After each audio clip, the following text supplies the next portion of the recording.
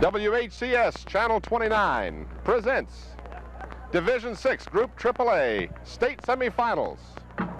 The Hampton Crabbers and the Fauquier Falcons. From Todd Stadium in Newport News, I'm Tim Cole with Bob Hintz and A.G. Womble, and we are here for the state semifinal game. And we have a game that we've been waiting for, Bob. This is a rematch of last year's semifinals. It sure is, Tim. We've got a team in the Fauquier Falcons who are a tricky type of team. They do a lot of misdirection plays. They run an unbalanced line. They're a very big team, as we saw them last year, and everybody on the starting line is a senior. So we got to see most of those guys play last year. They'll run a shuffle pass. They'll do all kinds of things to keep you off balance. Mike Smith's got a team that is capable of beating this team, Tim. We saw last week a team like a surgeon. I mean, they went in and they just cut the heart out of that first Colonial team, didn't give them any quarters at all. And I look for a real good team. Line of scrimmage is going to determine what happens today. Hampton Crabbers coming into this game, 10-game winning streak. The Fauquier Falcons have lost 2 games. They're 10-2, Hampton 10-1. Let's look at some of the highlights of the first 2 playoff games where Hampton won those first 2 games, obviously, to get to the state semifinal. We're watching here the Norview game between the Hampton Crabbers, and this is Mark Hill scoring for the Norview Pilots to make the game a 6-0 score at that time in favor of Norview. And that's one of the few times this year that Hampton has actually trailed in a game. Well, Tim, not only trailing the game, but they gave up the points first, which is very unusual for the Hampton Crabbers.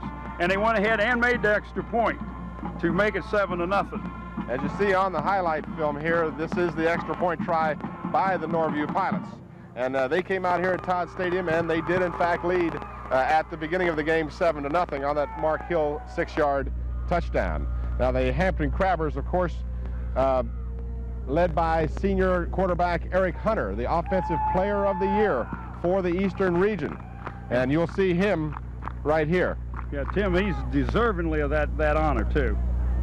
This is big Eric Hunter over center, and this is the touchdown which he finds in the end zone, Tony Hyman of the Hampton Crabbers. And you can see that's an excellent pass, Tim. That came at a 4th and 6 situation. So it was a very critical play to score at that point, because had they not scored, they'd gone in at halftime with no score at all. As it happened, they ended up missing the extra point, and it was 6-7. There you see the sidelines, the jubilation, and Tony Hyman being congratulated, something that, here's the extra point try that was no good. You'll see the officials rule it off as being no good. So Hampton, in a precarious situation, was trailing by a point at that juncture in the ball game. Now Hampton is going to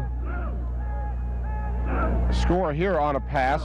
I believe this is the pass to Eric Mundy, Tim, where Eric did a good job of hanging on to the ball. He was hit, and the guy didn't want to let go of him in the end zone, but he hung on to the ball and got the score for the Crabbers. That's Aaron Mundy, right? I'm sorry, Aaron Mundy. That's right. We want to make sure we get these names right. We have butchered a few of them throughout the year, and I hope our viewers and players that have watched these games will understand that we do the best we can with the information that we have. But there you saw some of the highlights of the Norview game, which found Hampton going ahead to win that game 20-7. And then that game led to the next week's game, which was last Friday night at Kempsville High School, Kellam High School. Go to the first Colonial Hampton highlights. We kind of got ahead of ourselves. The play that started it off. This was in the first quarter, first possession for the Crabbers. They were on the 36-yard line, and Tony Hyman is going to catch a ball behind everybody. Eric Hunter threw it right on the money.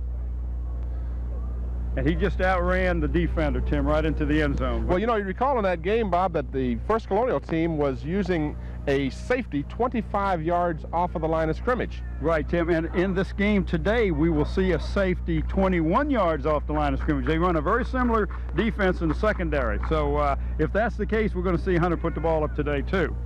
Is Hampton going to be able to control this big line the Falcons have? Are they going to be able to give Hunter time to throw if Hunter needs to throw? Well, even if you're smaller, Tim, if you get underneath the big lineman and you can straighten him up, you're going to take away a lot of his effectiveness. What you just saw there was the 2-point conversion. That was Aaron Matthews. Aaron Matthews, backup quarterback, and who was the holder on the extra point, and he just was a fake, and he ran around and got the 2 points and put it 8-0.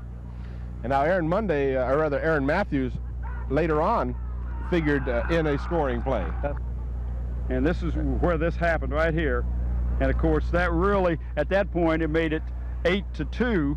So that gave a moment of ecstasy on the First Colonial side, which didn't last long. No, actually, as things would bear out, those 2 points would be the only 2 points that a team that averaged over 34 points a game would be able to score against this highly touted Hampton defense. Well, here's just no more than a quarterback sneak where Eric Hunter just took the ball over his left-hand side and followed his blockers, Tim, and took it into the end zone for the second touchdown of the evening for the Crabbers. And that made it 14-2 at that time. There you see the score at that point in the game. It was 14-2. The Crabbers were on top. And then the next score would be the Dean Gregory field goal. It is Dean Gregory, right? Did we mess up this? Gregory Dean.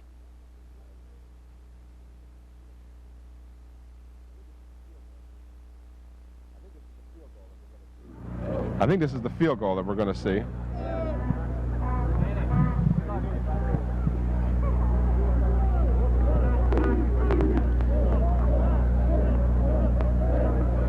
Do you remember last year? We was up to Fauquier, up to Warrington at Fauquier High School, and the snow was coming down. It was about 20 degrees, the wind was blowing, and we saw some coaches out there in shorts, and you and I just shook our heads because we had on our heavy coats and we were still cold. But as Hunter goes out at the bottom of your screen, he's just going out of your picture now. Matthews has the ball, and he just finds Hunter, the quarterback, wide open at about the 15-yard line, and big 6'5" Eric Hunter caught the ball, much to the amazement of the First Colonial defender, and just trotted into the end zone. So Eric Hunter not only threw for 3 touchdowns, he caught 1 touchdown and ran for a touchdown. So Hunter did everything but carry the water bucket last week. And he may have done that too, Tim. I'm not too sure that he didn't.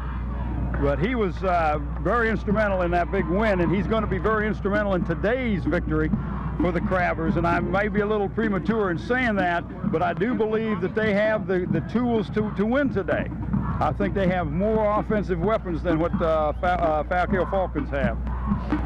And this is the last touchdown. This is the touchdown pass again from Hunter, as you'll see him set up lots of time. First Colonial just could not get to him.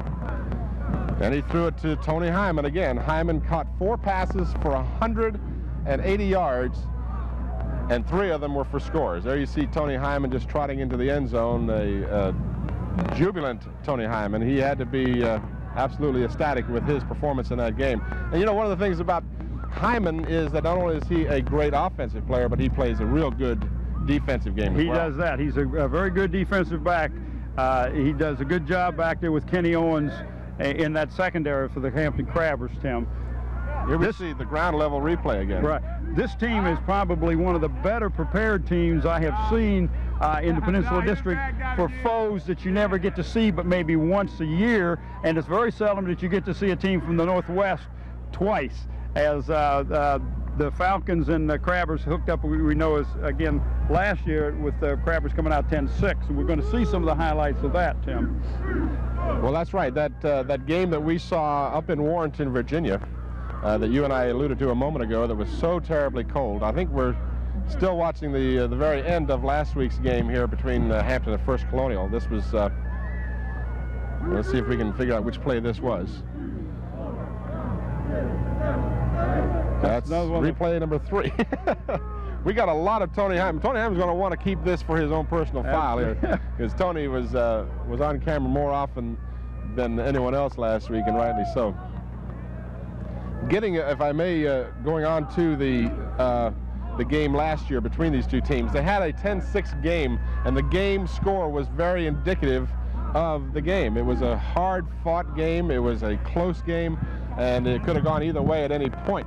I think we're going to see pretty much the same type of thing this week. But, you know, no one expected a 37-2 blowout last week at First Colonial either. Well, and that's what we say, you know, we thought it would be a low-scoring game because both of them were noted defensive teams, Tim.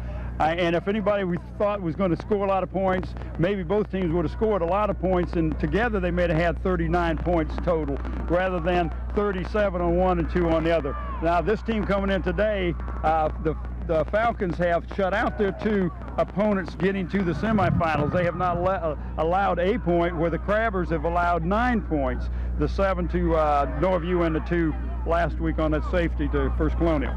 That word described it all. This is now last year's game, the kickoff of the game between the Crabbers and the Falcons. And you'll see the quarterback, Bart Zopp, will take the kickoff. He'll run forward and then stop and throw a lateral. The left-handed quarterback will throw a lateral, hoping to catch Hampton in an overzealous rush down the field. And that's to stop. not a bad call at the beginning of the ball game, because you guys are all fired up and you know they're going to be running towards the guy that's got the ball, Tim. That was a good play. Well, as it turned out, it wasn't a good play because Hampton was ready for it. Now we're going to watch the touchdown.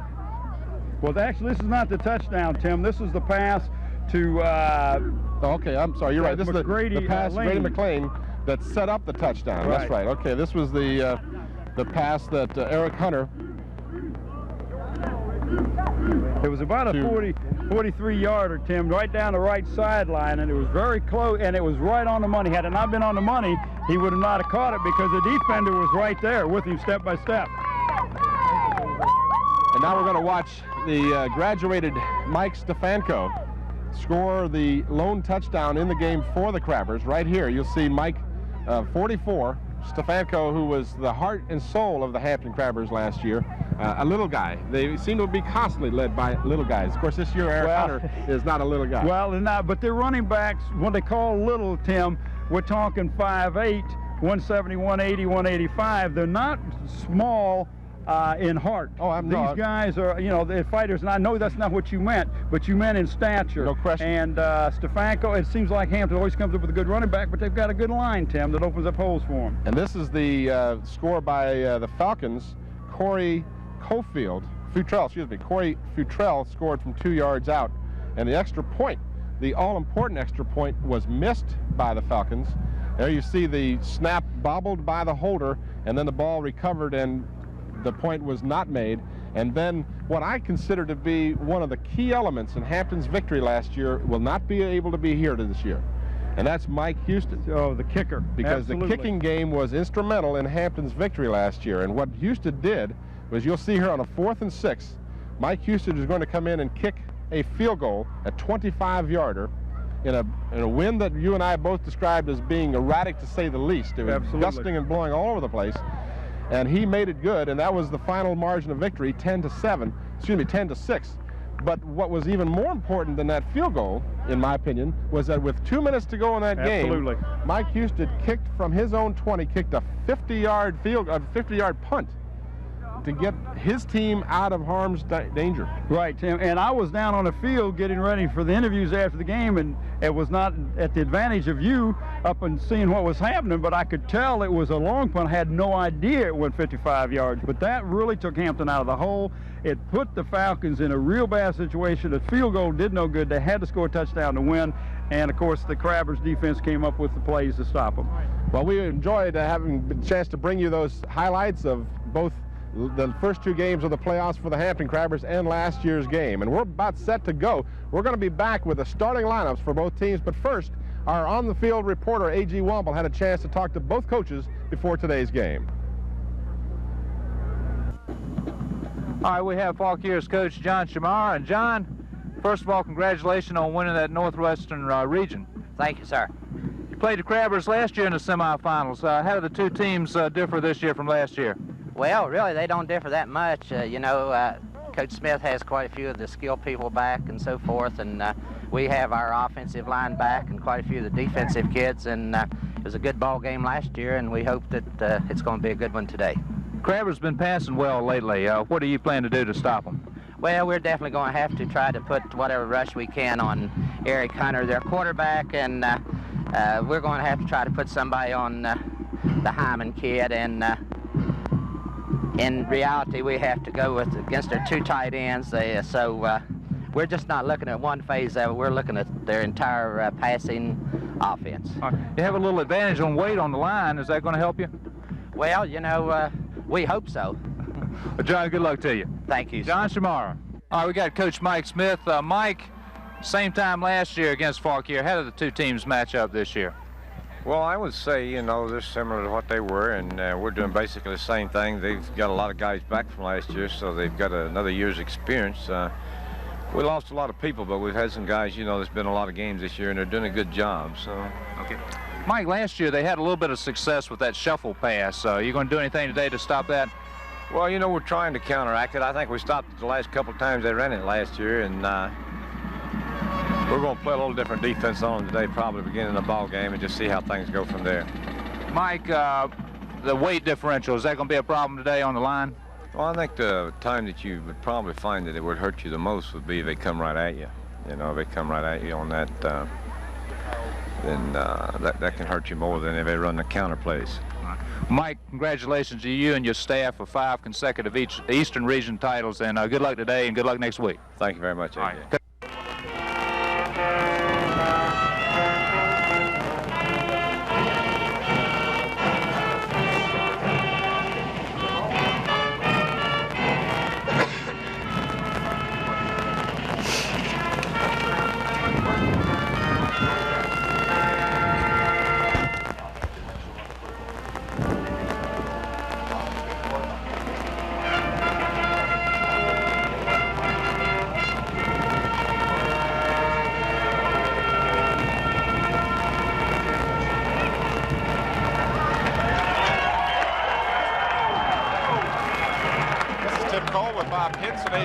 Back at Todd Stadium. You have just heard the national anthem played by the Hampton Crabbers Marching Band as we are set to give you the starting lineups for today's game between the Hampton Crabbers and the Fauquier Falcons.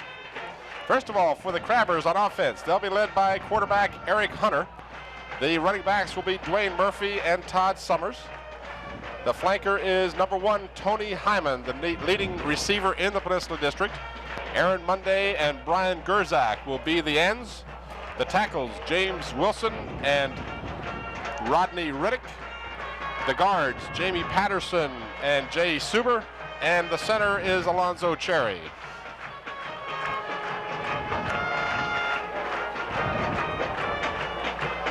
Starting for the defense for the Crabbers, Tim, is at guard is Michael Draper, along with Jeff Lawrence. At the tackles, James Wilson and Mohamed Carlos. At the defensive ends, Michael Slade and Kenny Robinson.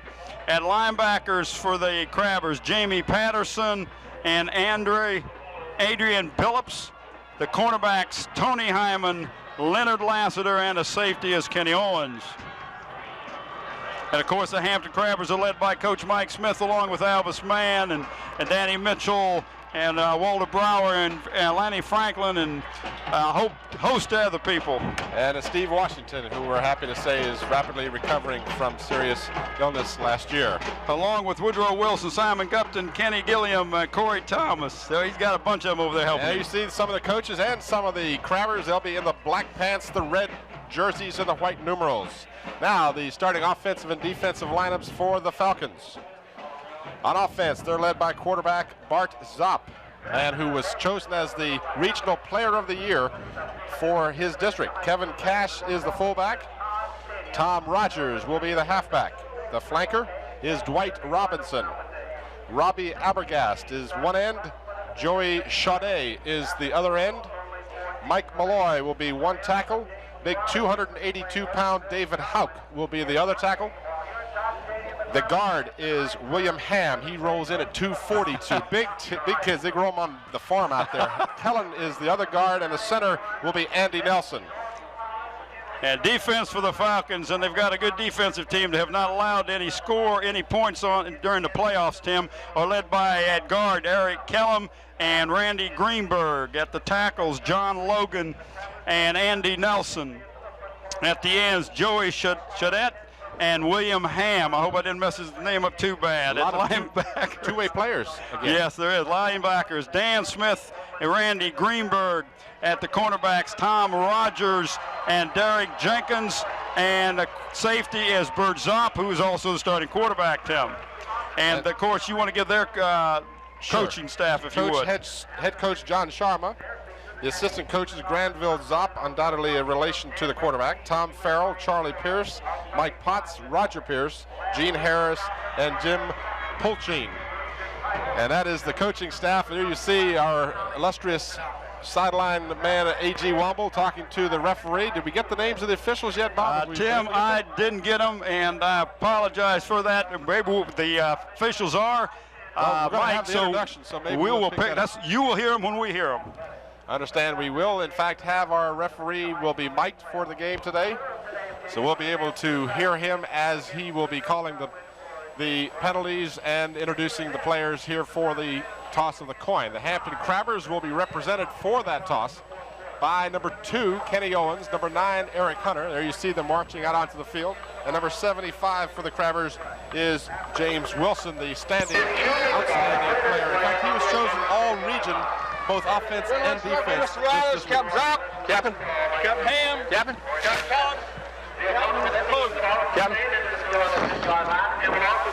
Gentlemen, Captain Hampton, number 75, Captain Wilson, number 2, Captain Owens, number 9, Captain Hunter. Y'all want to shake hands and get acquainted?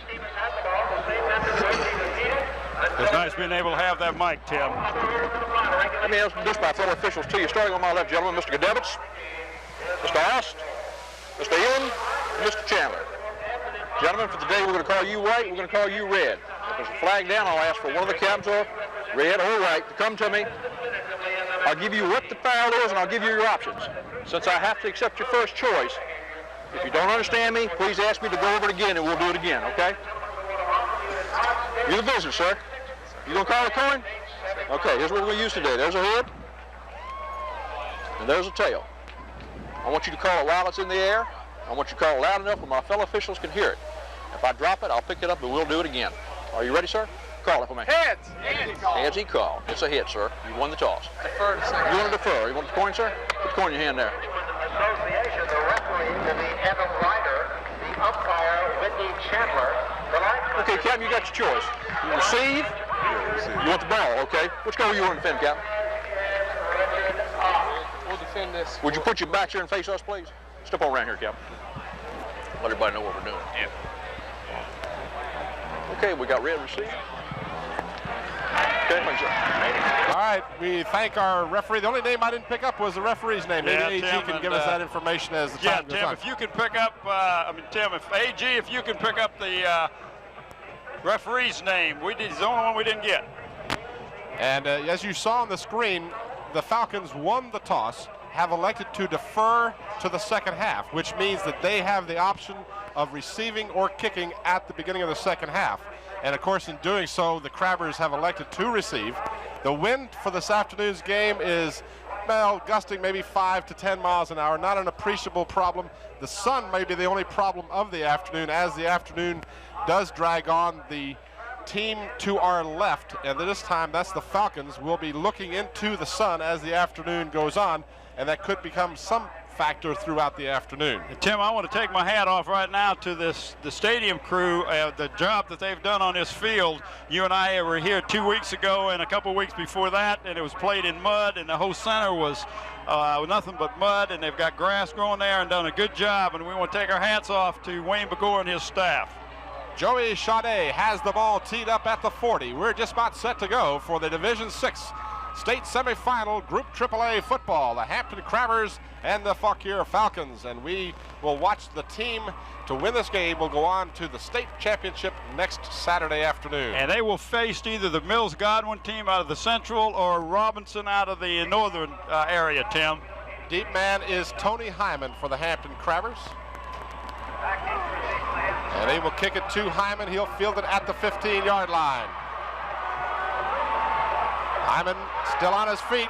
Tim, he ran into one of his own blockers that time, or he may have picked up another 4 or 5 yards. But that was a nice run back, gives the Crabbers good field position.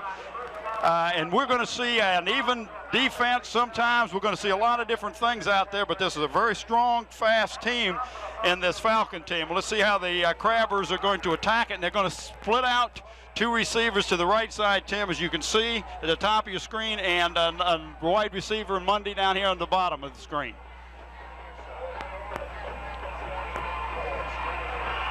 First play from scrimmage is a handoff to Dwayne Murphy, number 43 of the Hampton Crabbers. Well, I want to tell you, Tim, that Capehart will be playing in today's game sometime. He is back, but Hampton Crabbers have lost one of their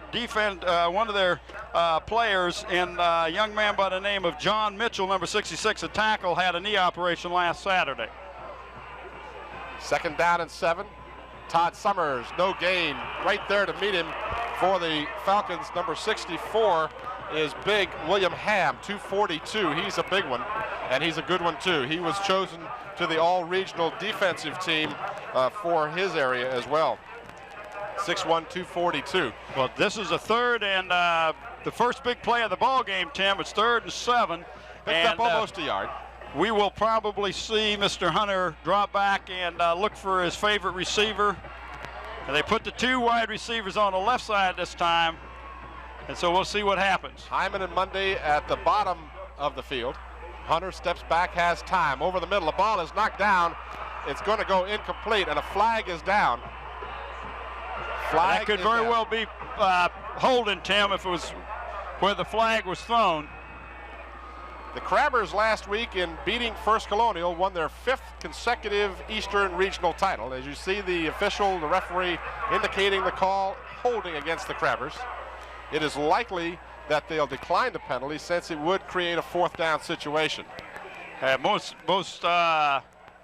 Definitely that's what they're going to do, Tim. Eric Hunter is facing one of the biggest lines. Let's hear the call. Everything on the offense. Decline. 4th down. Yeah, just call the 4th down, Tim. He's probably facing one of the tallest lines that he has got to throw the ball over. And he is a tall young man himself in 6'5", but he's not faced a team as big as this at the line. James Bailey standing at his 30. Gets the kick away. It's a good one. Fielded at the 27-yard line. And finding some running room out to the 43-yard line.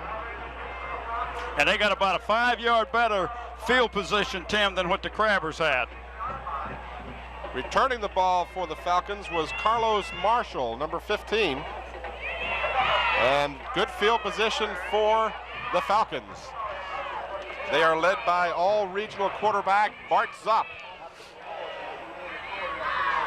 Tim, if you can remember last year, they're playing an out, and see what they do. They put some linemen right in the backfield, right up behind to give them extra blocking, and we saw this last year. A most unusual formation. Now they put a man in motion out of that formation. Zopp back to pass on 1st down. Throws the bomb. He has a man. There's contact made. Will they call interference? No. Oh my gracious, they certainly could have called something. As the Hampton defender, Tony Hyman, simply knocked the receiver down. There's no question. Well, Tim, I don't know if he knocked him down as much as they both just kind of ran into each other, but I believe what the official was calling was it would not have been a completed pass. We're going to see a repeat of that play. My point is that it certainly could have been called. There was no question that there was contact. There you see Zopp, and he'll throw the ball. Contact made. Well, you know, that ball is just not that far out of his reach at that point. Well, on that screen it doesn't look, but it was further out of his sight than that, Tim. Regardless of how you want to call that play, inside handoff, good yardage, out close to a 1st down in Hampton territory at the 47-yard line. They do a lot of traps and counters and good blocking up on that line of scrimmage, Tim, and that is a 1st down. It picked up 10 yards. Carlos Marshall carries for the Falcons, 10 yards and a 1st down, the initial 1st down of the ball game.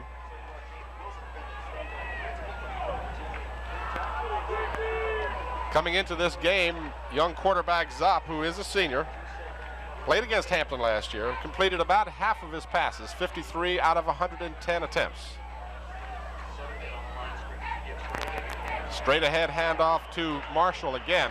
This time the Crabbers are waiting.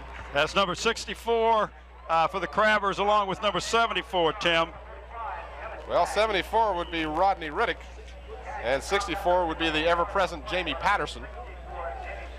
Patterson, who was also chosen to that all-regional team.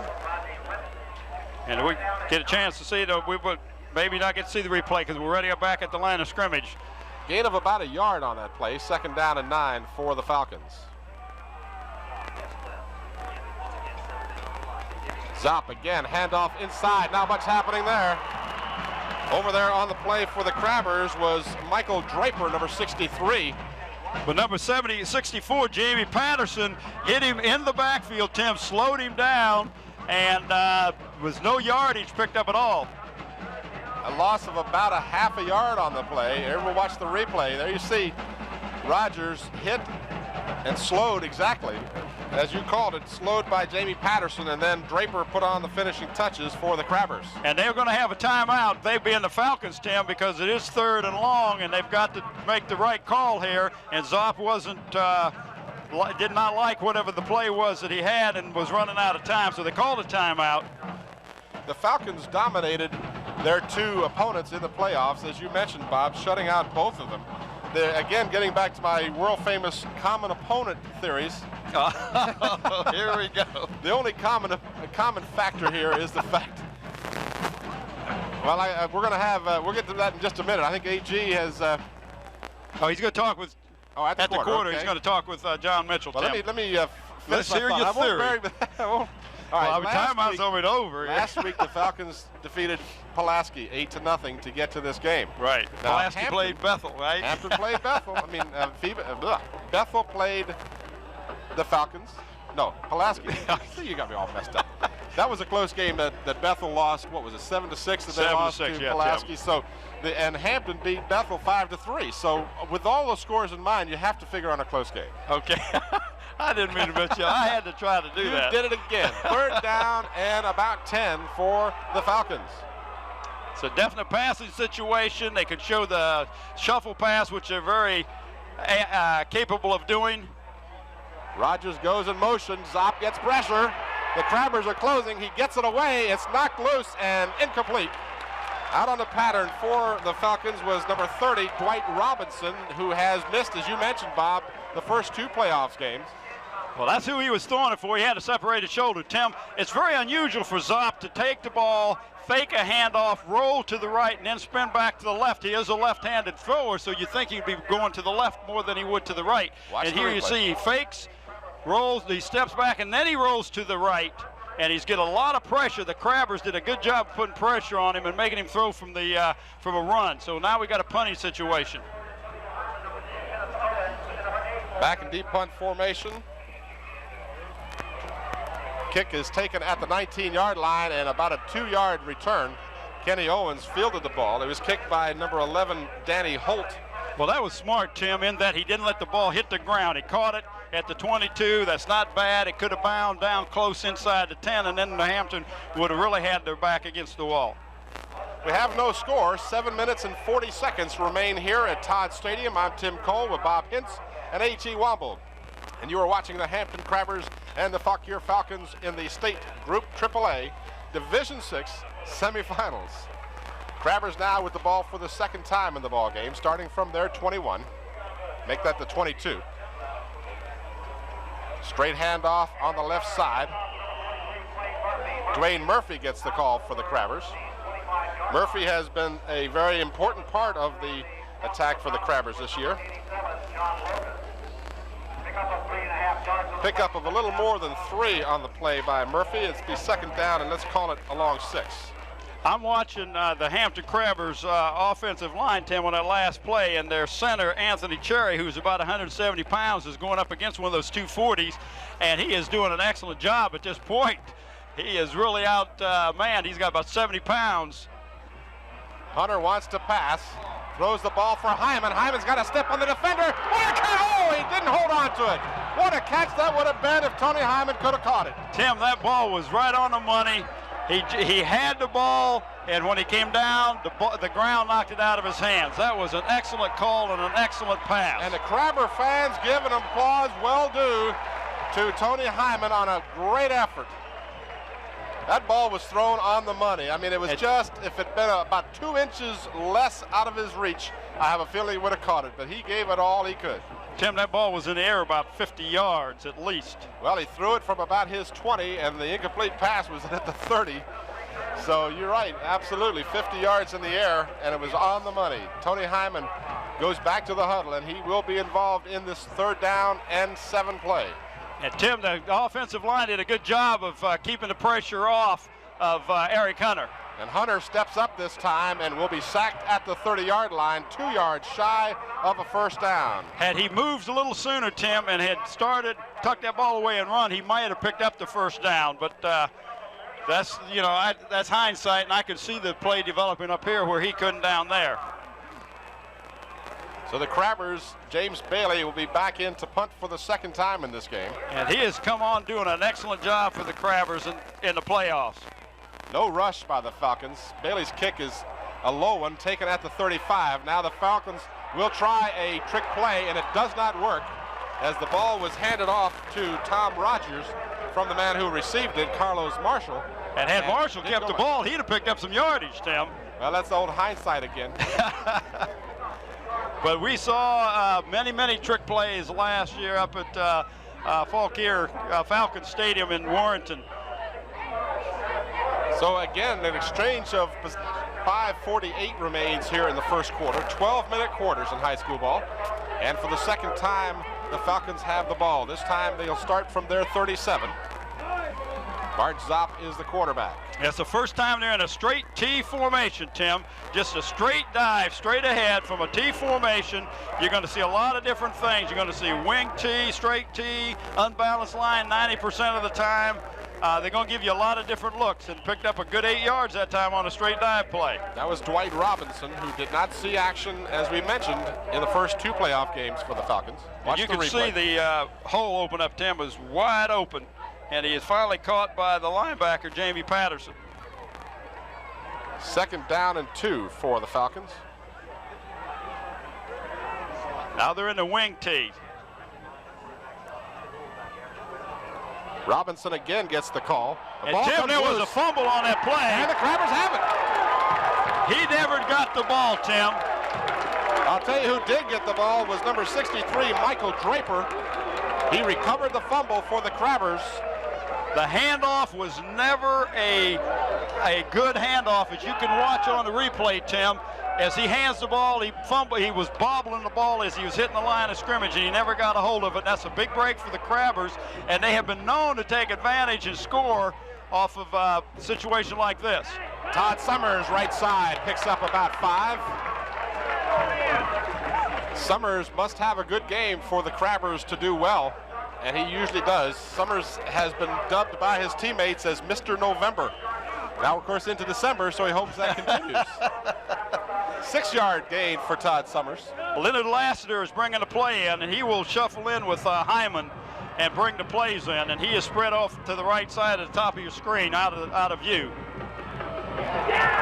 Wayne Murphy gets outside, all the way down to the 19-yard line. Tim, he did a good, excellent job, because the play was designed to go inside. It was plugged up. He just did a little juke step on the outside and picked up excellent yardage.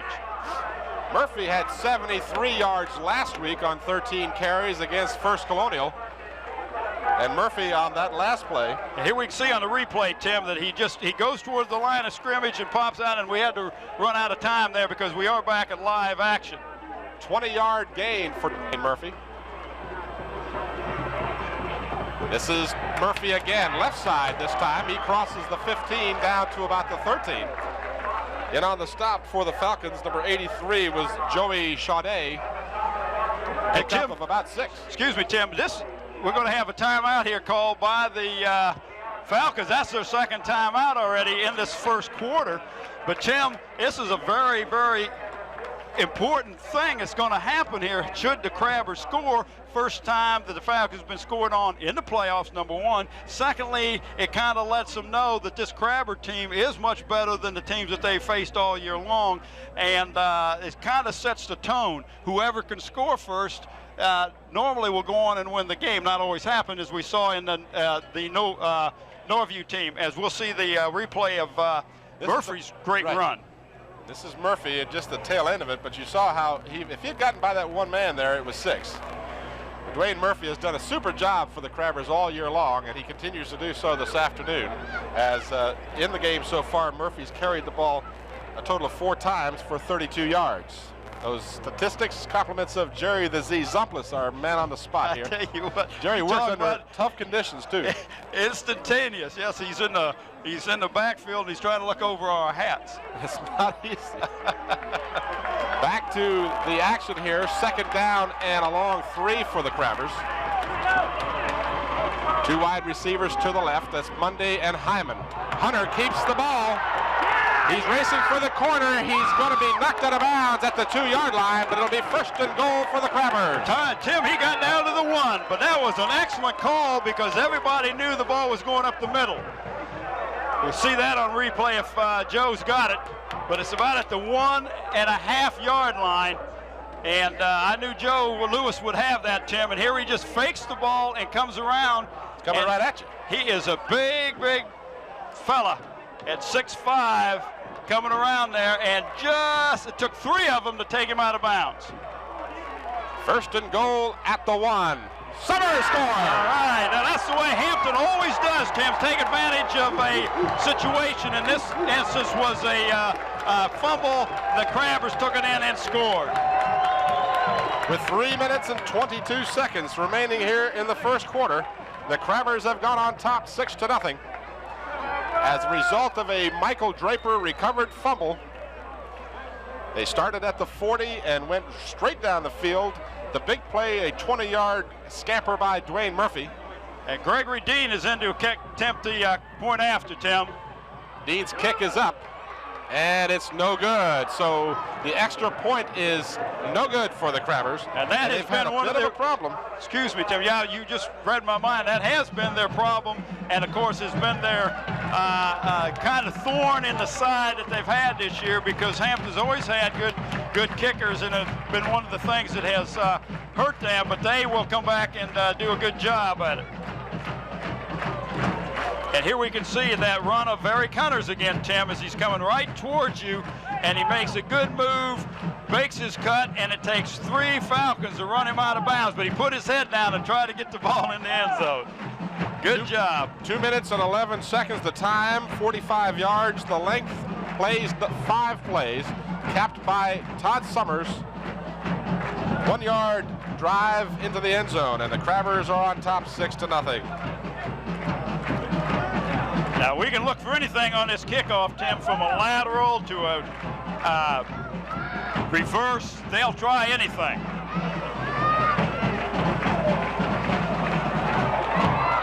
This will be taken at the 7-yard line.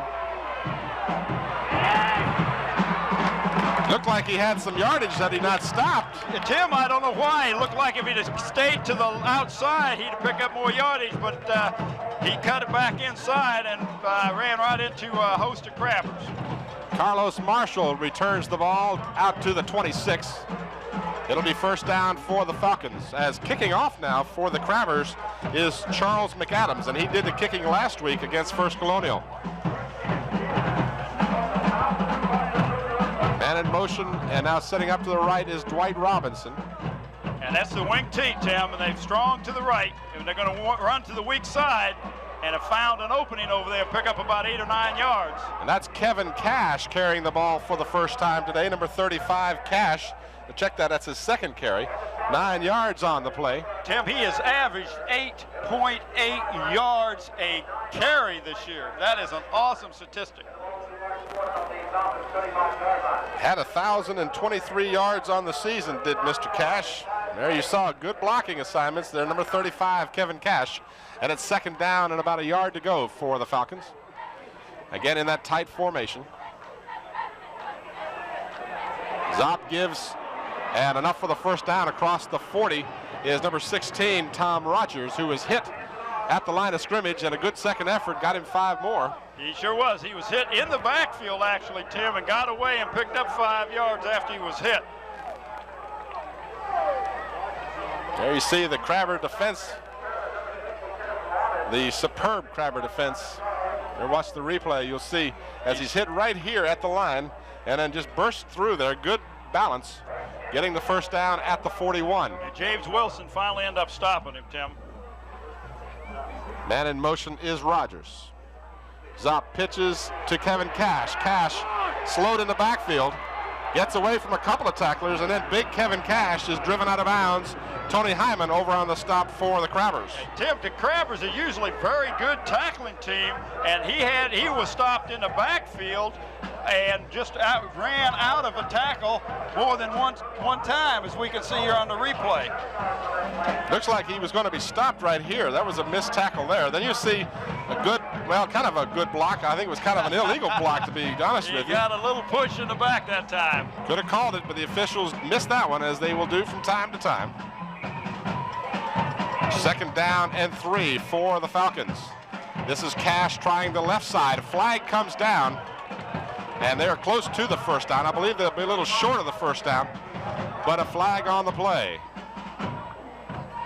We'll watch the referee. That's a big one, Tim. That is a big, big penalty, because that was 3rd and a short one, and now they will go back from the line of scrimmage and take a 10-yard step off. Would that make it 2nd and very long? 2nd and 13 would be the call if that's where they mark it from. Well, it looks like they're going to mark it from the 49, so that would move it back to the 39, which would be make it, what, 2nd and 11. Penalty on the offense. Still 3rd down. 3rd down. He corrected himself. Still 2nd down. Find out who. I'm sorry, gentlemen. 2nd down. 2nd down, I'm sorry, gentlemen. And he left his mic on, but I think we're okay now. I'm hoping AG, when we get a chance to hear his interview between the quarters, could find out the officials, the referee's name for us if possible. 2nd down and 11 after the holding call against the Falcons. And they're in a passing situation. Oh, Tony Hyman almost picked that one off. He read that all the way. He did that, Tim. That was a quick look-in pass that was thrown behind the intended receiver, and Hyman had a real good shot at it. He just couldn't come up with it. So that's 2 for 2 for him today. He's just had 2 of them trickle off his fingers. Well, when you get that close, Mr. Hyman's going to come up with them. He's not going to miss many of them, Tim. And again, we're going to be in a passing situation, but here we can look for the shuffle pass, even a screen play could be one of the calls. There's a lot of things that this team will do you got to be aware of. 3rd down and 11. This is Robinson on the sweep. Robinson will come up short of the first down. They'll mark it at the 47-yard line of the Falcons. They need to cross midfield to get the first down. So it'll be 4th down, and I believe we'll see the kicking team come on for the Falcons, and the punter, Donnie Holt, number 11, will be in deep punt formation.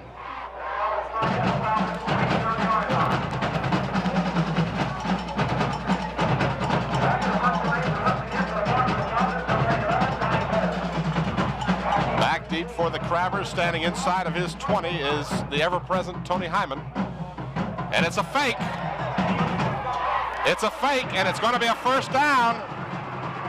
And hurt on the play for the Crabbers, holding his left knee. And if that's a serious injury, that would be a big blow to the Crabbers. Jamie Patterson, in his efforts to defend the play, knocked Michael Davis down after he caught the ball, but in doing so, injured his left knee. So the Falcons, with tricks up their sleeves, have a fake kick, and Holt, who is listed in the program as a quarterback, throws for the first down. They're attending to Patterson. Watch here. You see no rush by the Crabbers at all. They just were not prepared for that play. And there you saw a collision. If we can run that back, it looks like Patterson collided with one of his teammates. And that might have been part of the cause of the injury to the left knee. I don't know if it was that, Tim, or him trying to move and his cleats got caught or something. I'm not sure, but he's being helped up. Good to see him come off. He worked that off, and he'll be back in there. Boy, that would be a huge loss to the Crabbers if Patterson cannot continue. Let me tell you that. And now we got back in the backfield. Linebacking is Derek Smith for the Crabbers. Number 44 is in for young Mr. Patterson. So that play goes for about 19 yards and a first down for the Falcons. And AG gets a chance. He'll find out what's the deal with Patterson. Sop fakes and wants to pass, gets pressure, steps up, has some running room. Zopp, who can run with the football, does a good job, gets inside the 25, or rather close to the 25, and then goes out of bounds at the 26-yard line. He did an excellent job that time. The Crabbers put a lot of pressure on him, but he just outran that pressure and picked up a lot of yardage down to they're marking it at the 26, Tim. And that'll be a first down, and that will also be the conclusion of the first quarter. And AG, I understand you have a man down there you want to talk with. Yeah, Tim, Bob, we have John Mitchell. And John, we're up 6-zip. Your thoughts on the first quarter here? The way our team looks, they're progressing nicely, and I think we're going to come out with a victory. All right, John, you had a tough injury last week, knocked you out of this game. Tell us a little bit about it. It hurts real bad to watch my team play, but, you know, they're carrying on without me, and Rodney Riddickle's in my spot. He's doing an excellent job from what I can see. Do you have any words for Rodney this week? Yeah, Rodney, go out there and do what I can't do, because I can't play in this game, and if we win, I can't play in the state final. John, your future colleges that you're looking at? I'd like to attend James Madison or maybe UVA. I've already sent my application in to James Madison. I'm just waiting for a return. Well, John, great career here with the Crabbers, and good luck to you in college, and root these guys on next 2 weeks. Thanks. All right, John Mitchell, a young man. John. AG, if you get a chance, find out about Jamie Patterson, if you would. We're going to watch the replay on the play that Patterson was hurt. No, this is the I'm play. sorry, this is not. This is the last play where the quarterback Zopp just avoided a good rush for the Crabbers and just outran the tacklers and did a good job and ran out of bounds at the 26-yard line. And we are having technical difficulties with one of our cameras, and we do want to apologize for that. First down for the Falcons. In motion to the near side is Robinson. The pitch back to Cash following the block of Robinson. He's down to the 21-yard line. In on the stop for the Crabbers, among others, was Mohamed Carlos, number 65. Over there also for the Crabbers, number 77, Dwayne Thompson. I'm trying to find Jamie Patterson down on the sideline. He's sitting on the bench, Tim. That's what I thought, but I wasn't sure. So a pickup of 5 yards on the play. It'll be second down and 5 for the Falcons. Tim? And Go Zopp ahead, is go calling ahead, his AJ. third timeout. AJ? The report from Jamie Patterson has just got a slight bruise. He'll be back in shortly. Well, that's good to hear. But that is the third timeout. They're out of timeouts, Tim, already. But again, if you're the quarterback and you're in this situation where you got a 2nd and 4 and you're down here, got a chance to get the ball in the end zone, you don't want to make any mistakes. Of course, this also gives a chance for the Hampton Crabbers and Mike Smith to go out there and settle his defense down and get him to tighten up a little bit and hopefully stop this running attack that the Falcons have shown. Some current stats for the Falcons through the first quarter and 35 seconds here into the second quarter show that their main attack has been Cash now, 5 carries for 24 yards, 14 yards on 3 carries for Rogers, 16 yards on 2 carries for Robinson, and 1 carry for Zopp, 15. That was that play to end the first quarter. And Zopp so far is 2 out of 4 in the passing department for 22 yards. Well, that one pass that was completed on a fake was not thrown by him, was it, Tim? No, actually it wasn't thrown by Zopp. It was thrown by the backup quarterback and punter, Donnie Holt, number 11. As a team, they are 2 for 4. Second down and 5 for the Falcons. Left side, Kevin Cash, following his blocking very well as he gets down close to a first down. It looks like it'll be just a little short of the first. Tim, what they did that time is they put 2 backs in the backfield right behind the line of scrimmage, so you got 4 men leading that runner, and he just puts his head down and follows right in behind him, and that's just a power run. Our replay will illustrate exactly what you're talking about. There you see the Crabbers trying to defend it, but you've got all this power blocking. It's just almost like a rugby scrum. You just follow its student body left, and everybody pushes and tries to get in there. This is going to be the measurement for the first down. It will be inches short of the first down. Well, all they had to do was call That's up here, old eagle-eyed Tim. I'd already said that was short. I could have saved some time there. But this way the chain crew gets a little exercise running out. Yeah, they get a little airtime too. Well, they get the picture on TV. That's nothing bad about that. The Falcons lost the last regular season game of the year against a strong Potomac team, and they were shut out 21-0. Now, that victory by Potomac came after the Falcons had clinched their regional spot, so you have to wonder whether they were subject to a little letdown. 3rd down and inches for the Falcons. Long count by Zopp. Zopp will keep, and he'll get apparently enough for the first down. Yeah, all he had to do was get over the the 16-yard line, Tim, and they moved marking the ball very close to the 15, so he did pick up the first down. But that's an awesome power that they run with that many backs and the linemen on that side of the field. As we can see on the replay, they got the 2 backers in the backfield, and Zopp just takes the ball and follows his blocking. But the Crabbers did a much better job that time and only allow him to pick up perhaps a yard. Zopp ran for 357 yards during the regular season. First down for the Falcons at the 15. Robinson comes in motion to the near side. This is Kevin Cash, and he'll pick up a couple off the left side. Inside the 15 at about the 13-yard line.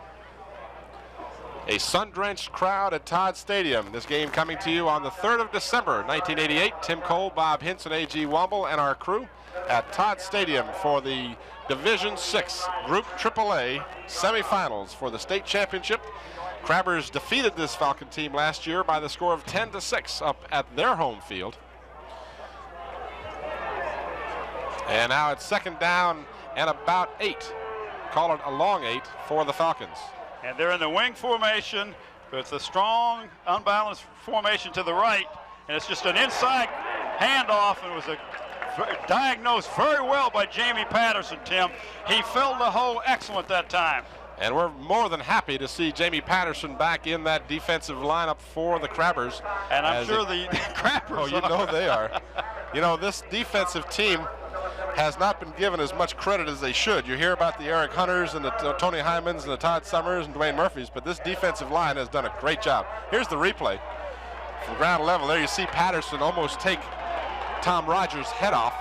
3rd down now, big 3rd down and 6 for the Falcons. And this could be a passing situation. Zopp pitches to Cash. Cash tries to turn it inside. He'll be well short of the first down. Crabbers, excuse me, Tim. The Crabbers did a good job of stringing that out, making him run laterally instead of letting him turn the upfield blocking that was forming, but he never got a chance to turn upfield. I'm sorry.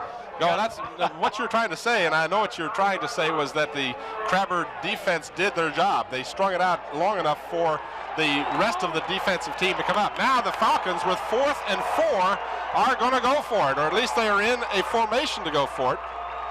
Let's see whether, in fact, they really do. They do. Zopp has the football, rolls, has time, looks in the end zone, and it's picked off. Jamie Patterson picks it off at the goal line. An excellent play by the defensive team of the Hampton Crabbers, Tim. Jamie Patterson was right in the area that you're supposed to be on a pass. That's where the linebacker goes. He just did an awesome job.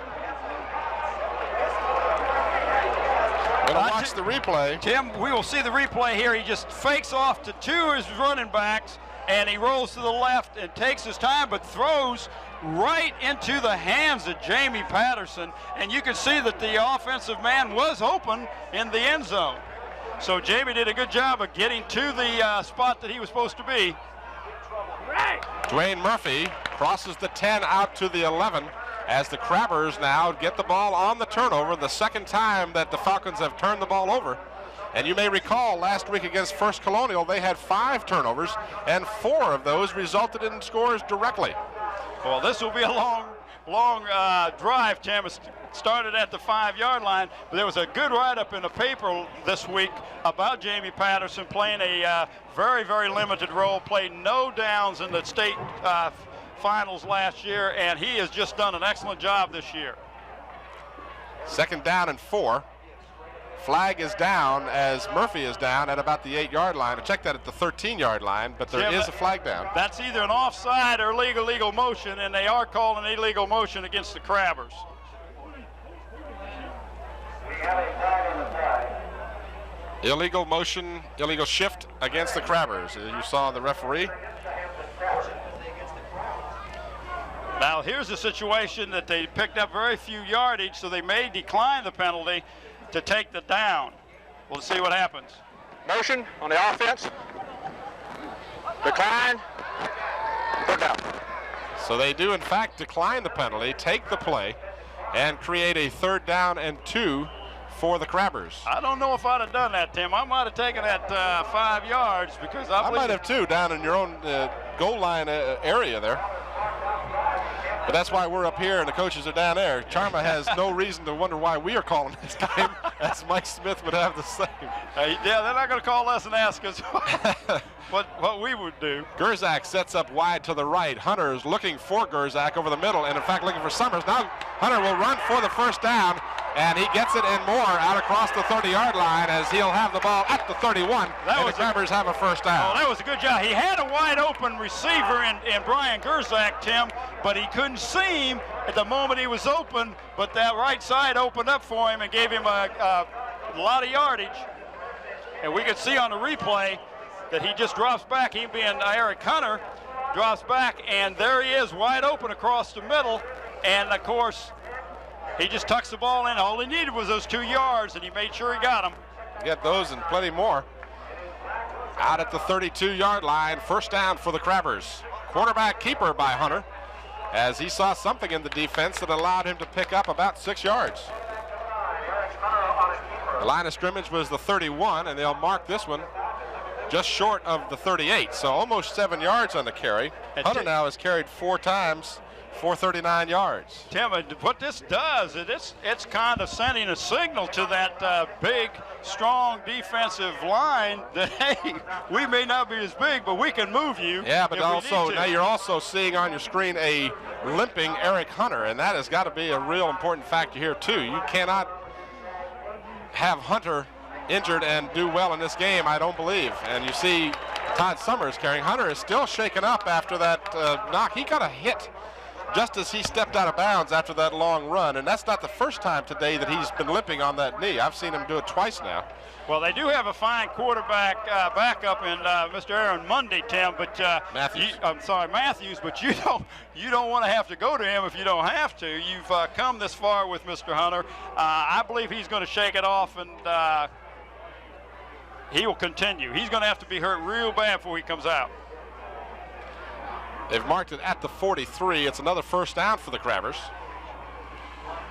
Hunter fakes, wants to pass, and does. He's got a man wide open, and Dwayne Murphy catches it at the 44-yard line. And Tim, had he not slipped catching that ball, Dwayne Murphy would have picked up a lot of yardage. And what's happening here, I don't know if we'll be able to see it on the replay, but they're playing man-to-man.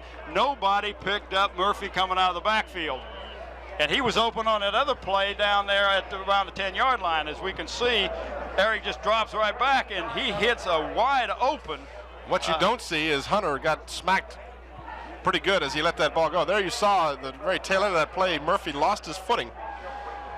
But not before he gets the 1st down. They've marked it at the Falcon 43-yard line. Remember, this drive started from the Hampton 5 on the interception by Jamie Patterson. This is Todd Summers as he's driven out of bounds at about the 37-yard line. So the Crabbers are rolling. 4:22 remains here in the 1st half. Hampton leads by the score of 6-0. The only score in this ball game was a 1-yard run by Todd Summers with 3:22 remaining in the 1st quarter. And Greg Dean's extra point try was no good, and that's how we stand right now. Watch the replay as the pitch back comes to Summers. And Todd Summers takes a couple of Falcons with him. And he puts his head down and runs over the 3rd one coming in, Tim. 8 yards for Summers on the play, 2nd and 2. This is Summers again. And Summers will be down close to a 1st down. But Tim, he picked up the 1st down. And in fact, that will be, as you said, Bob, a 1st down, and that'll be the Crabbers' 6th 1st down here of the 1st half.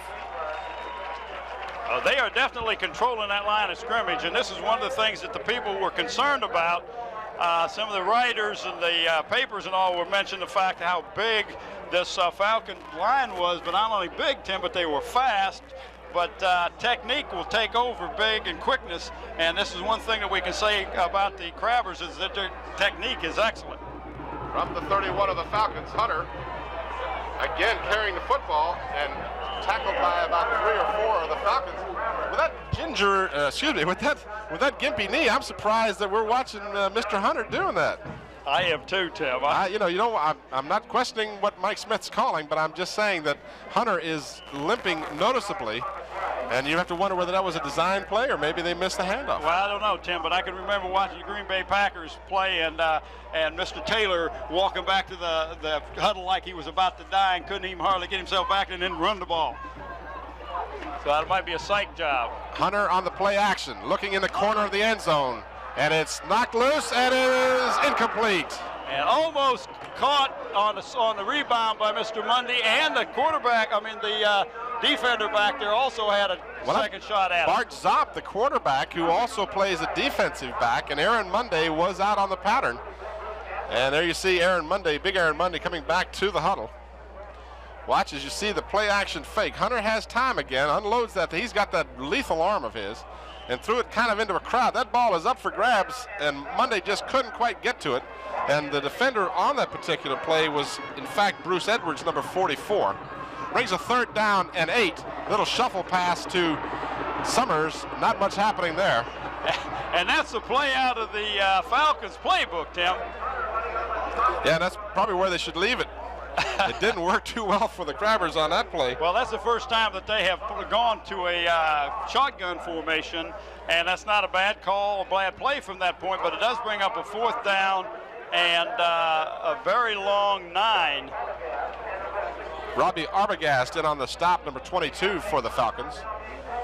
So with 2:50 remaining here in the first half, the Crabbers leading by the score of 6-0. They have scored on 1 turnover. That was a fumble recovery by Michael Draper that led to a 45-yard drive, during which Dwayne Murphy picked up 20 yards before the Crabbers scored on Summers' 1-yard plunge. Seeing a replay there of that last run, and not much success for the Crabbers on that play. Okay, while we have a timeout, we're going to take a brief pause. We'll return with more from Todd Stadium between Hampton and Fauquier.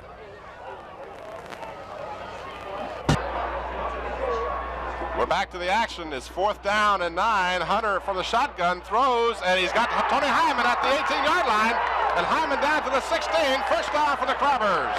Tim, he will find Tony Hyman because Tony Hyman gets open, and he's got good hands. He's got a lot of confidence in what Tony Hyman does, and he knows he can get open, but he had a lot of time to throw the ball. Here you got a 4th and 9. Hunter steps back. He's got all day in the world to find an open receiver. You know, we're not used to seeing Hunter throwing out of the shotgun. They haven't really done this year, but they're doing it with success, as evidenced by the completion to Hyman. Ball at the 16, first down for the Crabbers. Dwayne Murphy gets the call as he crosses the 15 down to about the 14. And again, I remind you, this drive is as a result of a Jamie Patterson interception. You said it's a long way to the other end of the field, but this drive, if it in fact culminates in a score, will be on a turnover. And they're not only on a turnover, Tim, but a 95-yard drive. And that's something that the pros have trouble with. Well, of course, we're not in the end zone yet, so let's not get premature here. Hunter keeps on the quarterback option. He's going to score.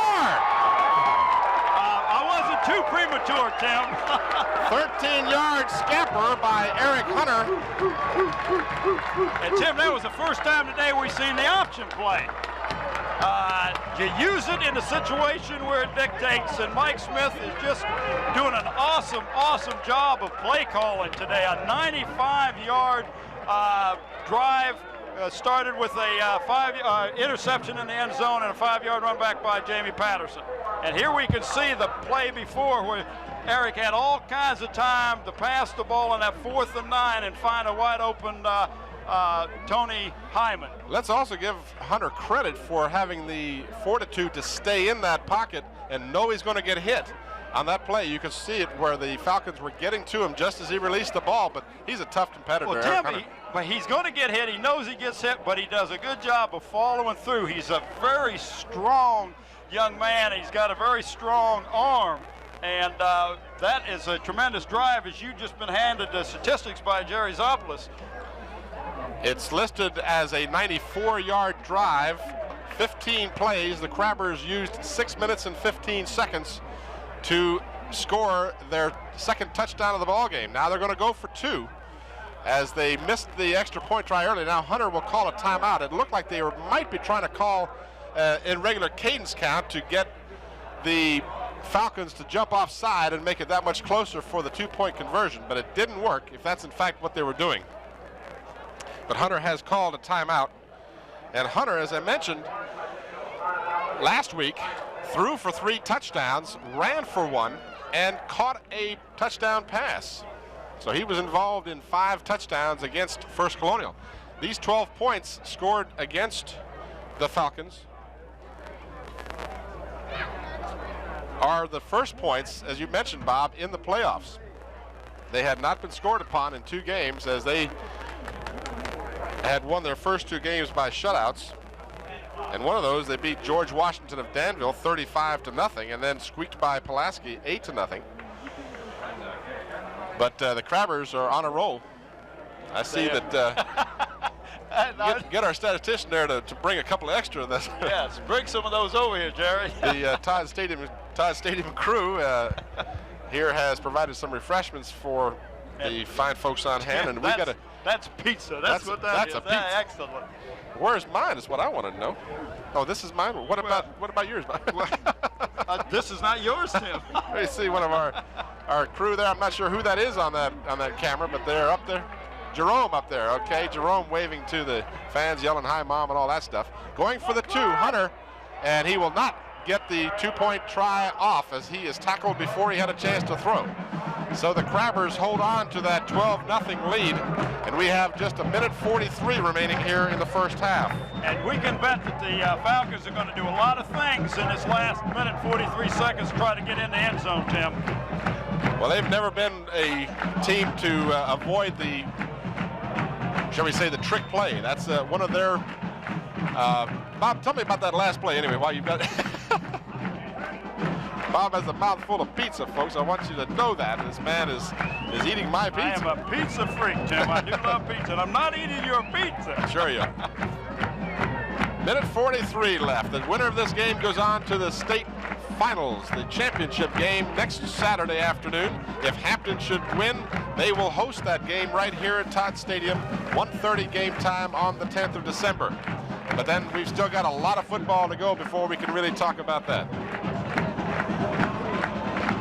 Well, they're going to have to make some adjustments during the halftime. The Falcons are, Tim, because the Crabbers have, well, I don't know what kind of adjustments they're going to have to make, because Hampton is calling the plays that will work against their defense. Well, that's what they always do.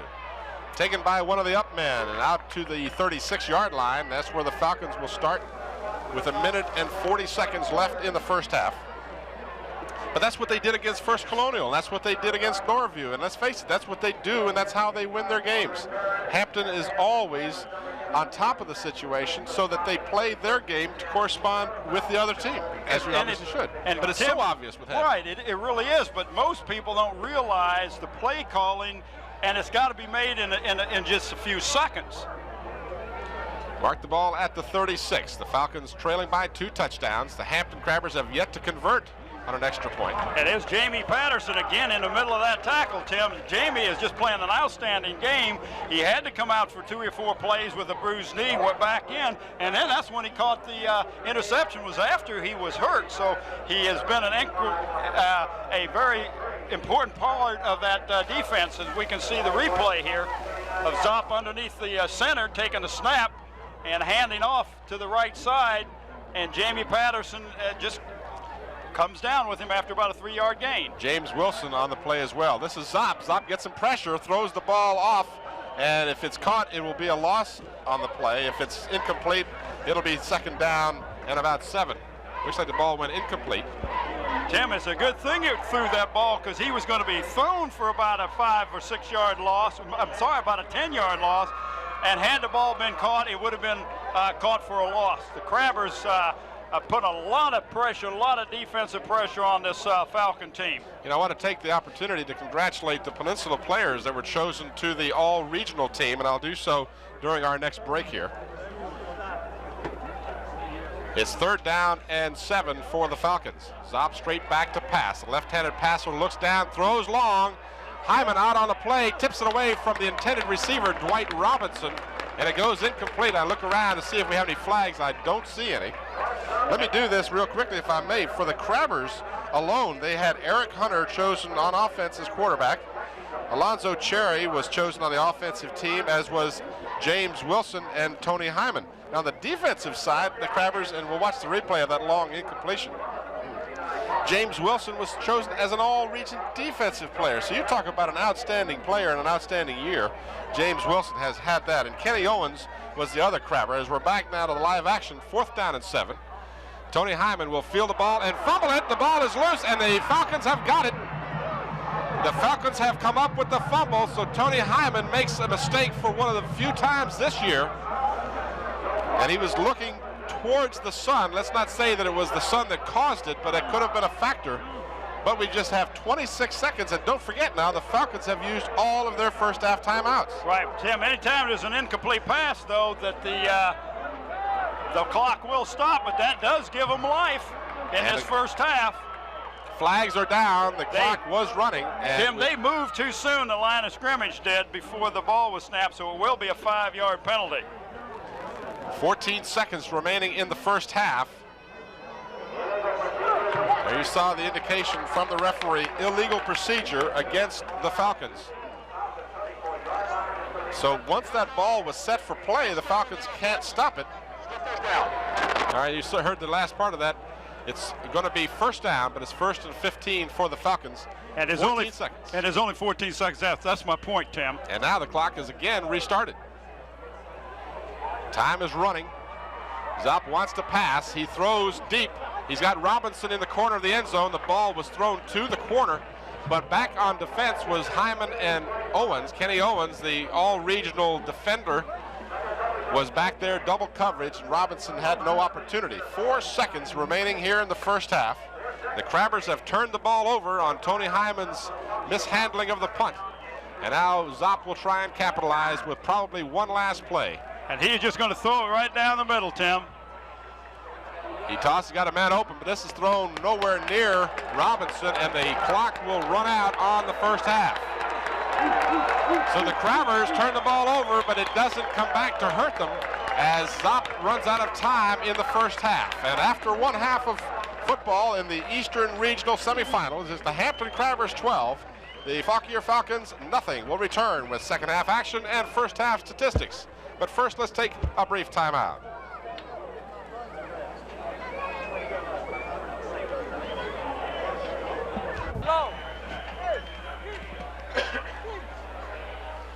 Tim Cole, Bob Hintz, and A.G. Womble as you see the Hampton Crabbers returning to Todd Stadium's field of play. We have just a couple of minutes here before the second half will be getting underway, and we do have some first half statistics for you. First of all, in the first half, there you see first downs. The Crabbers had 8, the Falcons 6. And breaking that down a little bit for you, the first downs for Hampton, they had 5 on rushing, 2 passing. And for the Falcons, they had 3 from rushing and 3 from passing. Neither team got a penalty first down. 121 yards rushing for the Crabbers, 80 for the Falcons. Passing yardage very, very close, 29 for the Crabbers, 22 for the Falcons. And of that 22 for the Falcons, 12 of that came on the fake 4th down punt. Total yards 150 to 102 in favor of the Crabbers. Passing attempts 2 out of 5 for Eric Hunter, 2 out of 9 for the Falcons, 1 out of 1 for Holt on the fake. Interceptions, the Crabbers, actually that statistic is backwards, or whichever you want to look at it. The Falcons were intercepted once, the Crabbers intercepted the Falcons. So I don't know how you want to look at that. You know what I'm saying? You know what I mean?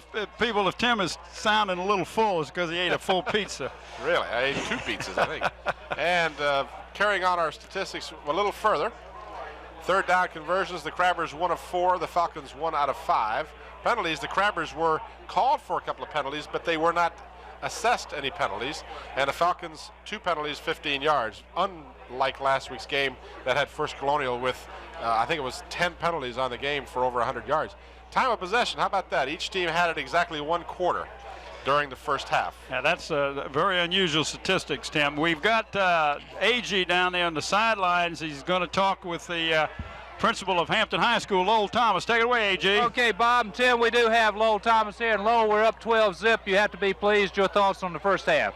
Well, you're right, AG. We are pleased. We came in here expecting a big, tough team, and they are indeed big, but maybe they haven't been as tough so far. But we still have a whole half to go, and I know Coach Smith talked to those boys about making sure that they keep their heads screwed on right and that we're here at the end because we want to win this thing. What about the second half? What do you think Coach told them? I think he said make sure that we don't let down, make sure that we stay there. The offense is moving the ball, I think, better than any of us expected that they will. I think you'll see us staying on the ground and taking advantage of that pass when they give it to us. And so I believe that we're just going to try to play steady Crabber football. This Crabber quarterback's got an arm. Eric Hunter is great. He has just matured into an outstanding young man, and in very many ways, and we're really proud of him. We believe Eric's going to carry us all the way through. All right, Lowell, we'll see you next week. Thank you, AG. All right, Lowell Thomas.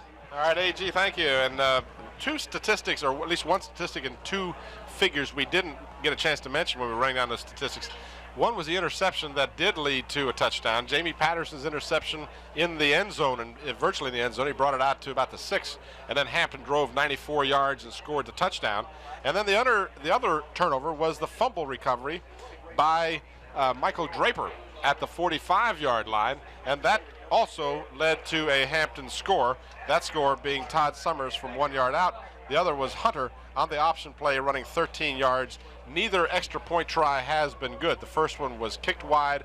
The second extra point try, Hunter was thrown for a loss before he had a chance to complete a pass. Individual statistics in the first half for the Falcons. Zopp carried the ball twice for 17 yards, Cash 9 times for 30. 4 carries for Rogers for 17 yards, and Robinson, the injured player that came back this week after missing the 2 playoff games, carried twice for 16 yards. In the passing department, Zopp completed just 1 pass in 7 attempts and 1 interception. Holt had 1 completion on the 4th down fake, as you see the captains meeting at the center of the field to have the ceremonial toss of the coin. And in fact, what will happen is the Falcons will receive the ball to start the second half. Well, they deferred till the second half, Tim, and that is Zopp and Jamie Patterson out there with the head official, Ed Ryder. Ed Ryder, and that's James Wilson, actually, not to correct you. James Wilson, checked it. Hunter, 6 carries in the first half for 56 yards, an actual definite added dimension to the Crabber offense. Capehart is capable of playing today, but he has not carried the ball as of yet. We have not seen him enter the ball game. Summers had 7 carries for 23 yards. Dwayne Murphy had a like number of 7 carries for 42 yards.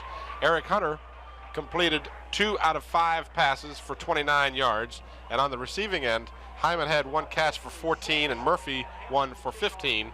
The Crabbers had 7 first downs, and they did not have any penalties called in the first half. Thank you, Jerry the Z Zomplis, for those all-complete statistics. A real nice dimension added to our coverage this year. Oh, absolutely, Tim. It gives us a chance to, for us to get a kind of a perspective on the game, too. Our director, Sam Still, thought that Hampton had gotten a lot more yards passing than they did. And, of course, Jerry Z is very, very accurate in his statistics, and we appreciate those because it does give us an added dimension that we didn't have before. Charles McAdams has the ball teed up. It's a relatively short kick. It's going to hit the ground at the 22-yard line. It's a live ball.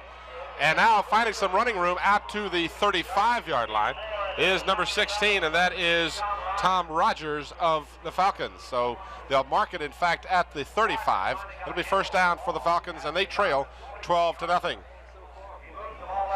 Our referee is Ed Ryder. We didn't have his name earlier. I understand you also have the rest of them. I have the rest of them, Tim. I got a few, 1 or 2 I might not be able to pronounce, but this is a group out of Richmond, and the umpire is Wendy Chandler. The linesman is Buddy Elam. Back judge is Richard Godowitz, I would Godowitz, and the back judge is Richard Ost. And they're doing an excellent job out there. Bart Zopp at quarterback. A long count on the fake. They give to Rogers trying the right side, and Rogers dragged down from behind.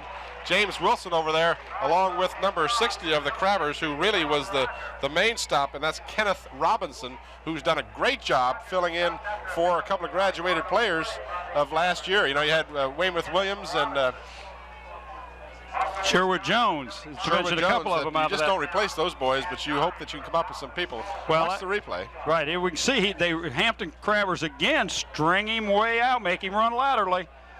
Tony Hyman came up from his safety position to force that play inside as well. Gain of maybe a yard, 2nd down and 9. Zopp this time on a straight handoff to Rogers, gets out to the 40.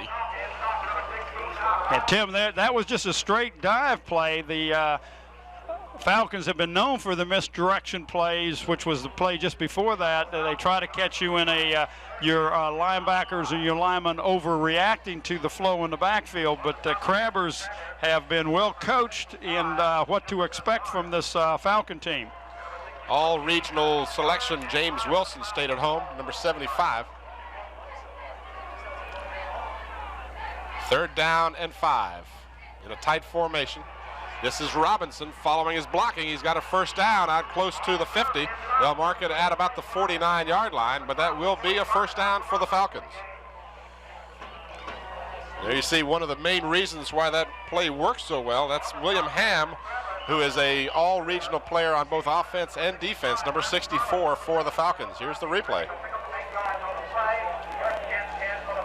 They have misdirection everywhere, don't they? Yes, they do, Tim. And they try to keep you off balance so you don't know what to expect.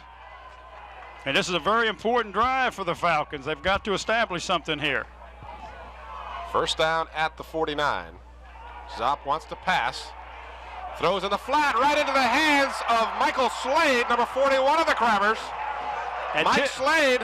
Tim, that was an excellent job, Michael Slade, but Zopp, if he would have looked, he would have saw number 83, Tony Chaudette, going right down the middle of the field wide open. He didn't even look for him. That was his primary receiver, and he threw it right to Michael Slade. And again, the Crabbers come up with a turnover. They just plagued that First Colonial team last week, Tim, and here's the replay. 2nd interception of the ball game. There you see Zopp as he sets up and just throws right into the hands of Michael Slade, playing the ball perfectly. Back to the live action. Eric Hunter now back, drops, finds some running room. He's got that running room. He's going to be taken down at the 40, but not before he gets a 1st down for the Crabbers. Carlos Marshall, check that, Tom Rogers, number 16 for the Falcons, made the tackle, but not before an 11-yard pickup for Eric Hunter.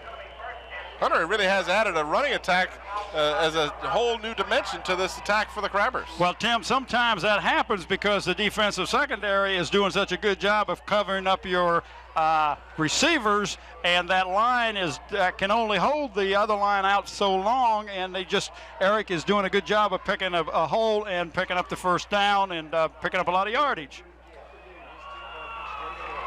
This is Dwayne Murphy. Murphy picks up about 3 to the 37 of the Falcons. 8:42, the clock moving here in the 3rd quarter. Hampton on top by the score of 12-0. The winner of this team plays in the state championship. If it is in fact the Crabbers, that will be the 5th consecutive year that the Crabbers will attain that lofty goal. And they've won the championship 2 of those 4 years.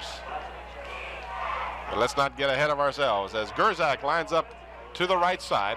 Aaron Monday and Tony Hyman wide to the left. The lone setback is Murphy. And now Hunter on the keeper. Hunter all the way down to the 9-yard line. Tim, that was an excellent call. They put Brian Gerzak wide. There was nobody there to pick up the quarterback on that option play. What an excellent call Mike Smith is doing today, and an excellent execution by this Hampton Crabber offensive line. And, of course, Eric Hunter is just doing a magnificent job running the ball. Well, the line of scrimmage was the 40. That's a 30-yard pickup for Eric Hunter. 1st and goal, the ball just inside the 10-yard line. Hunter on the same play. He's going to run into the corner. He's going to be touchdown. I was just going to say he's going to be short, but he got it across the goal line. Tim, all he has to do is get the ball across the that line, and he did and got the touchdown. Another turnover and another Hampton Crabber score.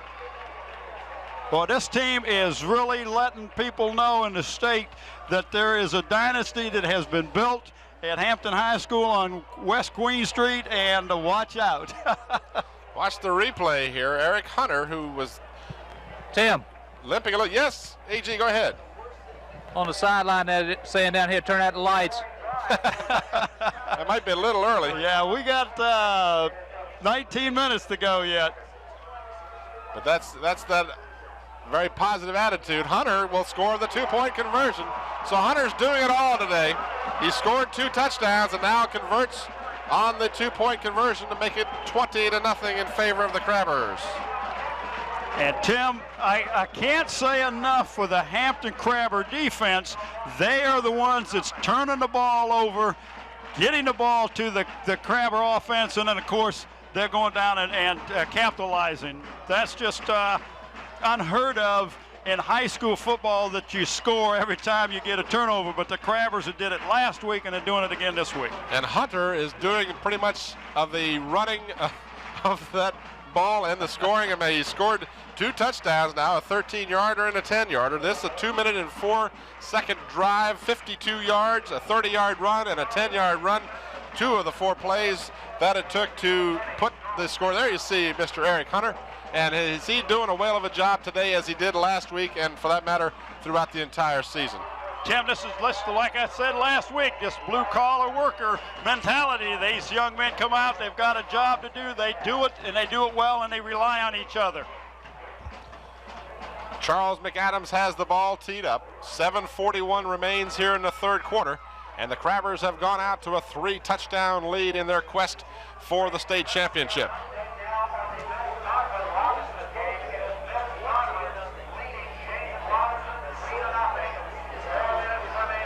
Momentary delay here as the officials now have everything set to go. It's a low kick taken at the 21-yard line. This is Rogers. Rogers across the 40 out to the 43. The Falcons have had good field position for their possessions this afternoon. That was Leonard Lassiter, the young man that shuffles plays in with Hyman, that was instrumental in that first hit on that run back, Tim, and he's one of the defensive backs for the Hampton Crabbers. Crabbers on a 10-game winning streak. Last time they lost was to the Tab Tigers in the opening game of the season. A squeaker. And if they played that game today, Tim, it'd be a different outcome, I believe.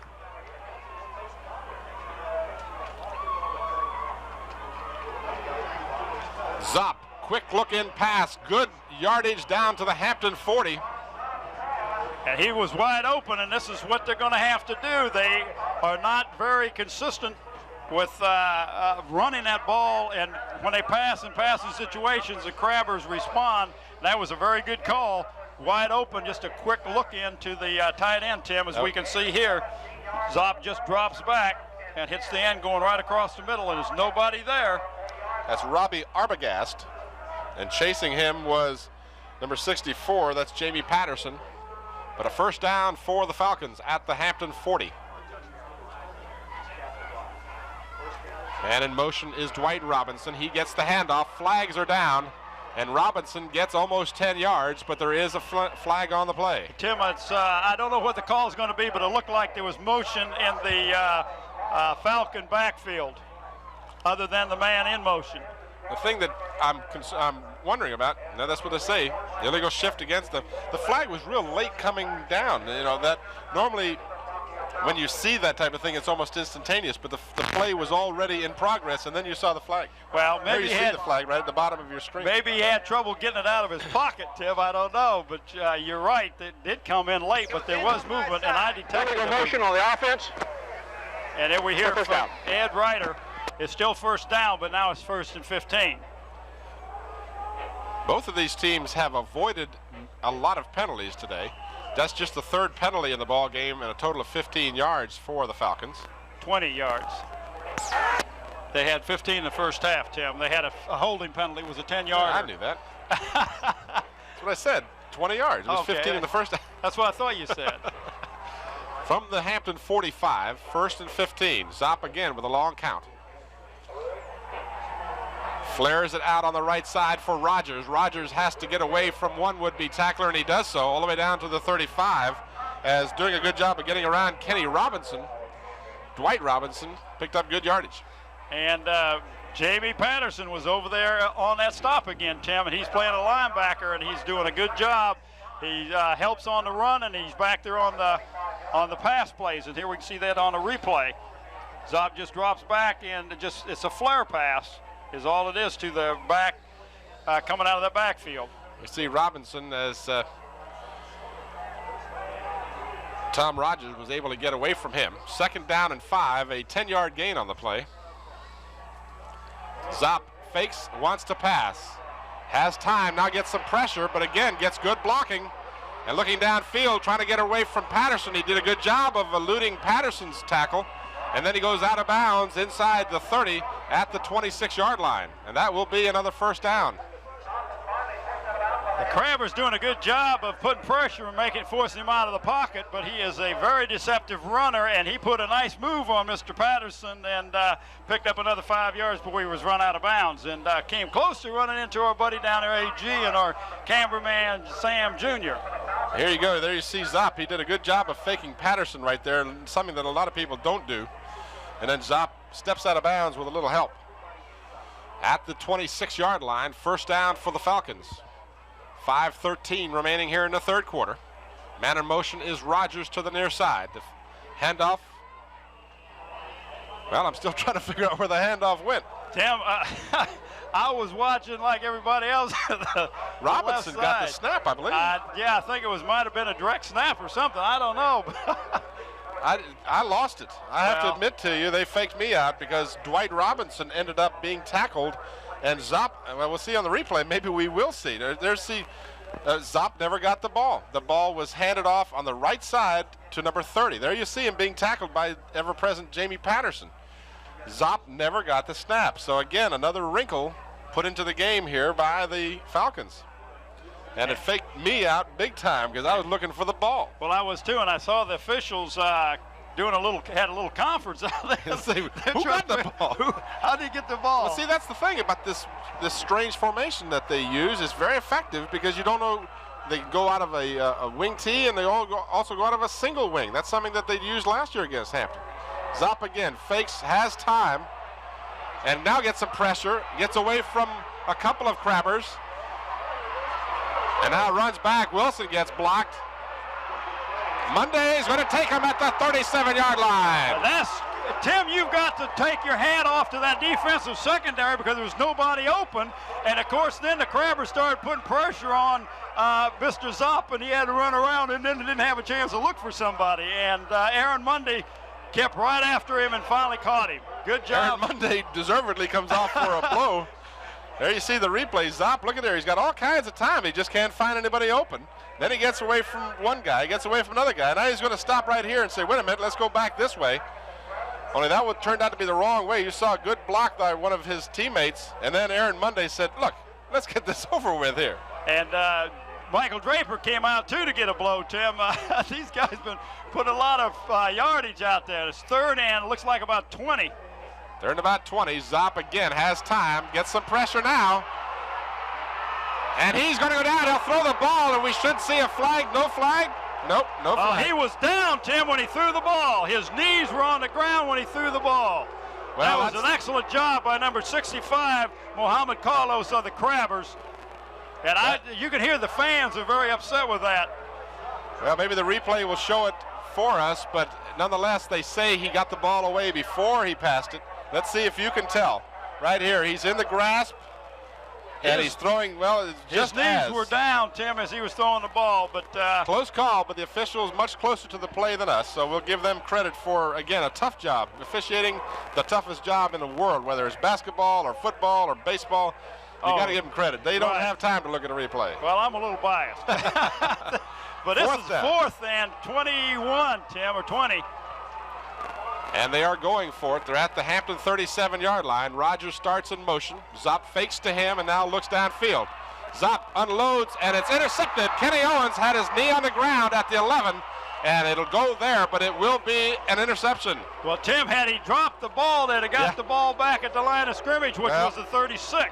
You can't teach a player not to intercept it if he's got a chance. That's the one problem with that, and I know exactly what you're saying. Had Owens just batted the ball to the ground, it would have, in fact, given them much better field position, but you never know. You see the replay. Zopp is smacked hard. There you see Owens. Good call, fellas. His knee was on the ground when he made the intercept. It was an excellent call. But, Tim, here we go. There's a turnover, right? What happens after turnover? They usually score. They've got this one at their 16, the Crabbers do. Leading 20-0. Just 2:55 remains in the third quarter.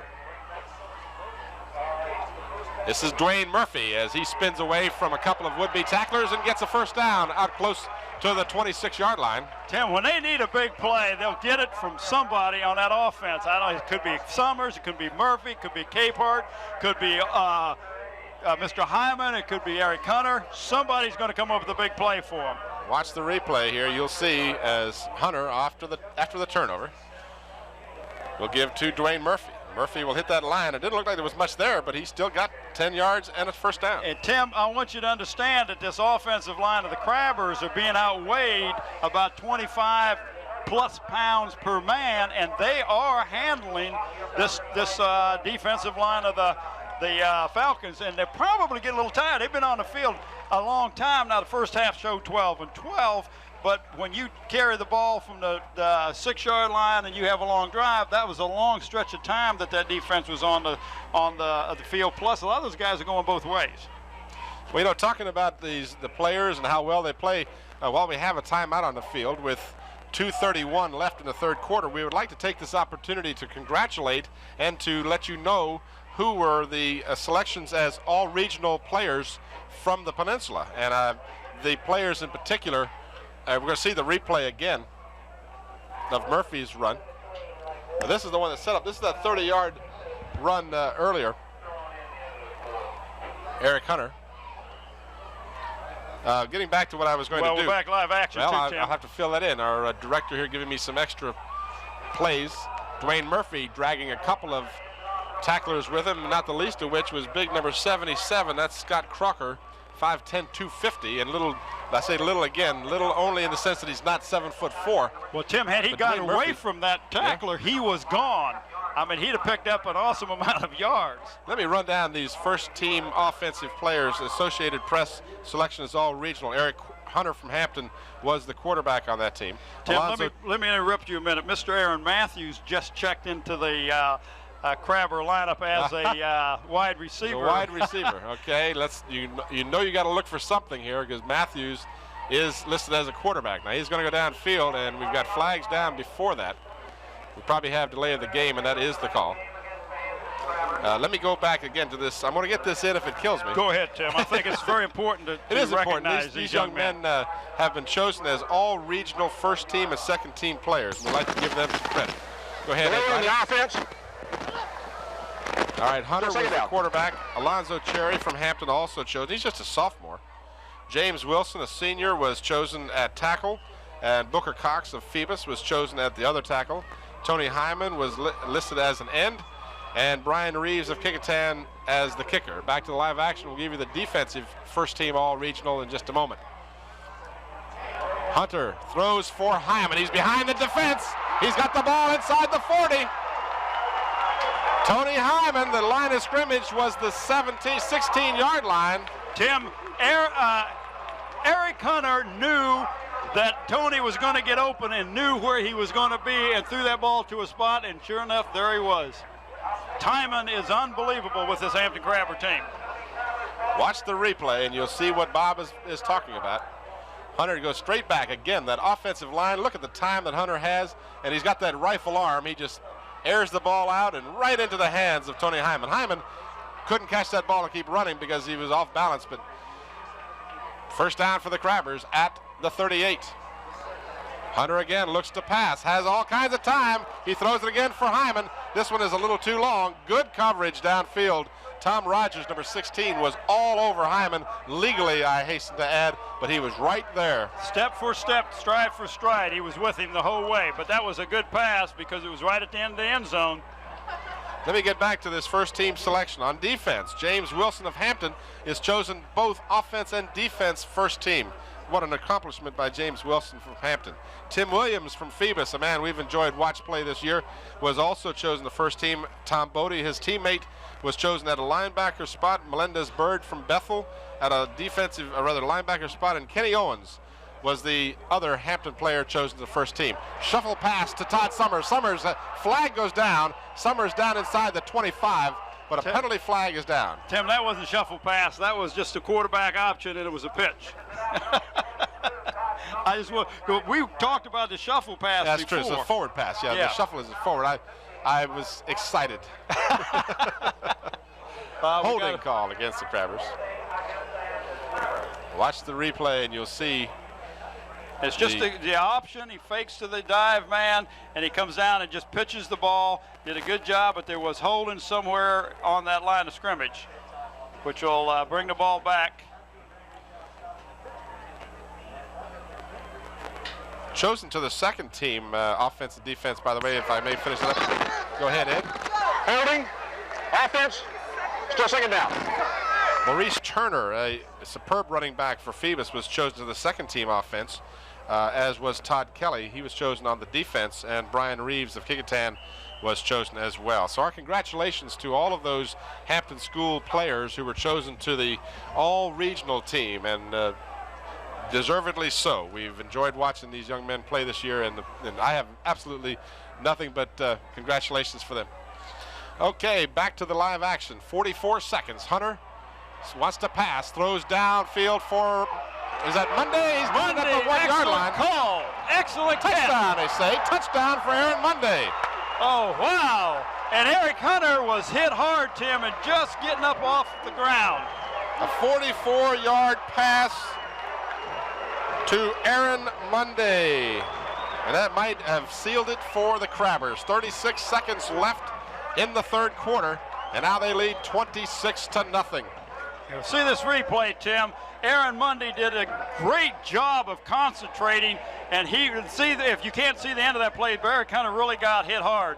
And this ball is up in the air a long time. Aaron Monday just concentrates, catches the ball, and falls into the end zone.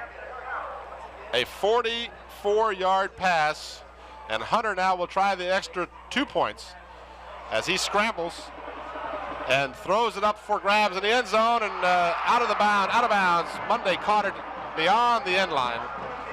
Eric Hunter doing everything right. That time he just threw it a little too long, so the extra point try is no good. But the Crabbers lead 26-0, and again have turned a turnover into a score. This one goes 84 yards on 4 plays, 2 minutes and 35 seconds. The Crabbers are awesome. Well, Tim, that's why they intercepted rather than knocking the ball down, because they know when they get a turnover, they're going to score, right? But, you know, it's uncanny what they've done with turnovers in the last 2 games. I mean, they've done it all year, but in specific situations here, they turn over. The first Colonial turns the ball over. Hampton scored last week 4 times. Now 4 times again. And I know there's a good shot of Coach Amara over on the other side, but he's got to be really frustrated. Second year in a row, he gets to the semifinals and runs into the Crabbers. And Tim, let me tell you what happened. See, it used to be that the Eastern Region champion faced the Central champion. And the Centrals were getting very, very upset because they kept running into Hampton and Bethel, a big team. And so they complained, and they said, okay, we're going to rotate it and let them play the Northwestern. And now you know the Northwestern going to say, let's rotate this around so everybody gets a shot at it. They're getting knocked out of the first round of the semifinals. Out to the 36-yard line, Tom Rogers returns the kickoff. Just half a minute remaining here in the third quarter. Hampton on top 26-0. And again, this announcer would not have imagined that it would be a 26-0 whitewash after 3 quarters. And Tim, it's the same thing as last week. You and I would not have believed it would have been a 37-2 win over that first Colonial team, which had averaged over 34 points a game either. There you see on the sidelines Todd Summers A very happy Todd Summers, I might add. Hampton well on their way to a 5th consecutive state championship attempt. Zopp throws. He's got Dwight Robinson open at the 45. Robinson's still on his feet and finally taken down at the 48-yard line. Well, this is what Zopp is going to have to do, Tim. He's got to air it out. He's got to get something in the end zone. And there's a good shot of Eric Hunter, Tim. He has been all everything as far as the Hampton fans are concerned and the Peninsula District. That is the end of the 3rd quarter. And our score after 3 quarters of play from Todd Stadium, the Hampton Crabbers 26. The Fauquier Falcons, no score. Well, AG is supposed to talk to somebody during the quarter break, and I think he's got his favorite people to interview. And, of course, that's the Hampton High School cheerleading squad. And there he is down there with those cheerleaders, Tim. Well, take it away, AG. All right, Tim, thanks. We got the happy young ladies here, and you have to be pleased with the way things are going so far. Yes, we're very pleased, and of course, as you can see, as predicted, Hampton's going to win state. Y'all going to do anything special this week to get ready for next week? Pep rally. Pep rally. Yeah. All right, what special cheer has been working all year for y'all? Can't crush a crab, of course. Can we hear a quick version? Okay. You fight, rip and roll, you trust, more the red and white will always fight. You can't crush crab. You can't crush crab. You fight, rip and roll, you trust, more the red and white will always fight. You can't crush crab. You can't crush crab. All right. All right, yes, sir, you cannot. Tough job, AG, but someone's got to do it. I know, I see Sam Jr. down there hating it, too. Zopp fakes and has the ball, and he's got a couple of crabbers in his face. He throws this one up for grab. It's picked off.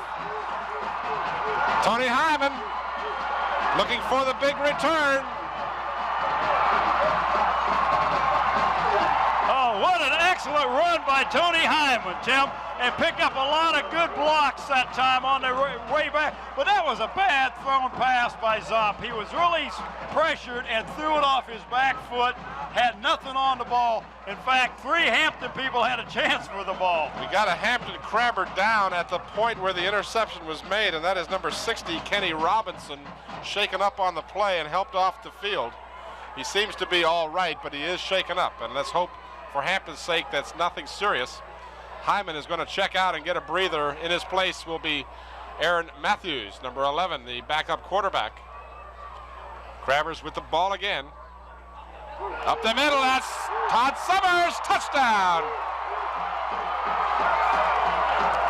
22-yard run for Todd Summers. Todd Summers just got a penalty thrown on him, Tim. I don't think he cares. That'll be assessed on the kickoff, I'm sure, but you don't want to do that. He threw the ball to one of the Falcons. Well, he's just giving him the ball, wasn't he? Yeah, it was a little, say, in your face.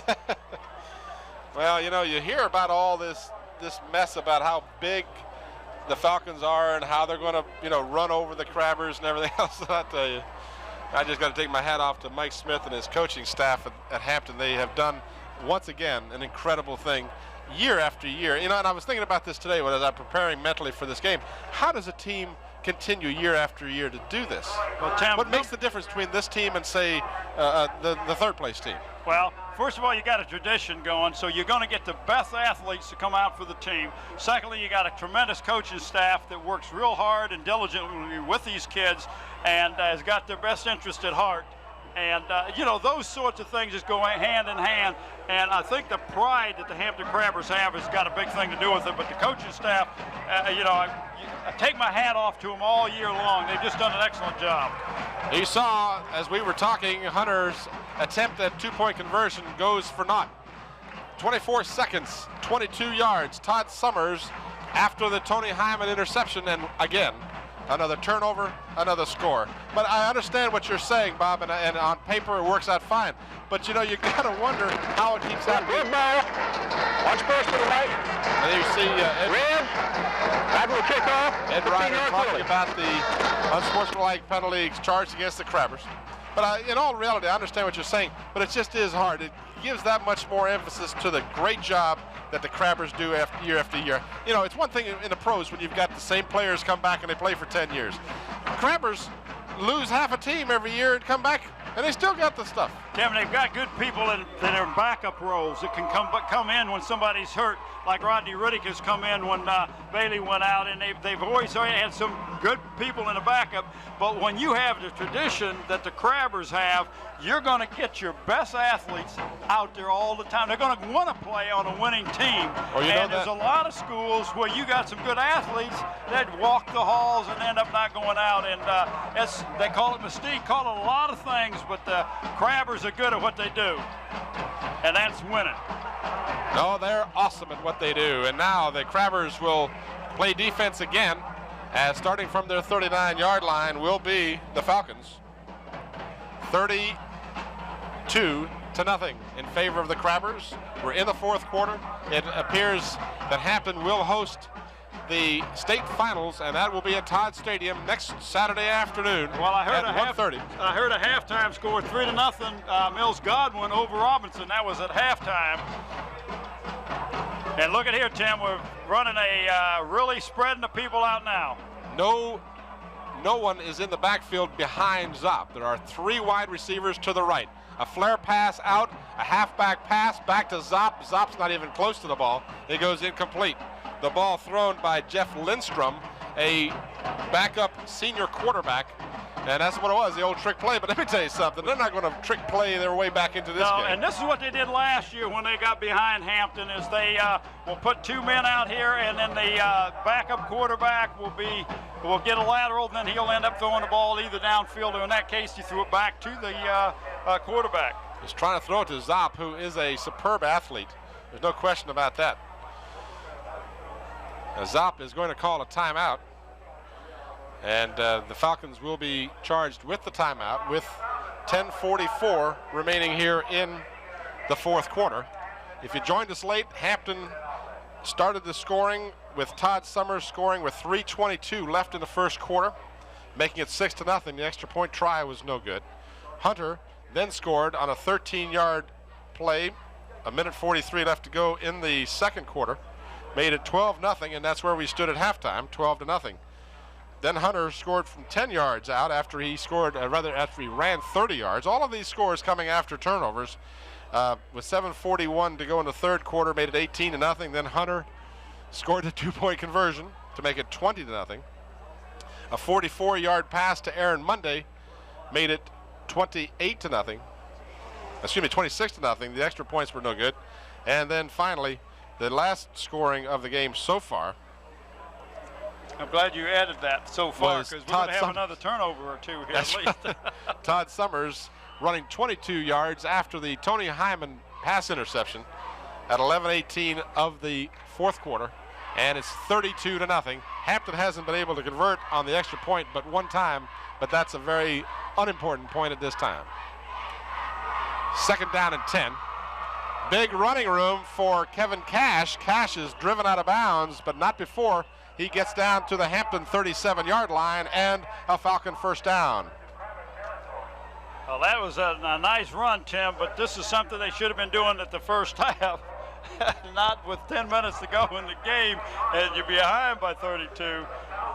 Somebody down there on the field 12 points ago was calling for the lights out. They must have known something I didn't know, that there was going to be 2 more scores at least. First down for the Falcons at the Hampton 37. Zopp gives to Rogers. Rogers has good running room and is tripped up by Kenny Owens, one of the last 2 players that had a shot at him, and he gets the first down to the 21. Well, now the Crabbers, I don't know whether they're just kind of relaxing a little bit, Tim, or what, but those last 2 runs were wide open. There was awful big holes on the right-hand side of that Crabber defense. They marked the ball at the 22 of Hampton.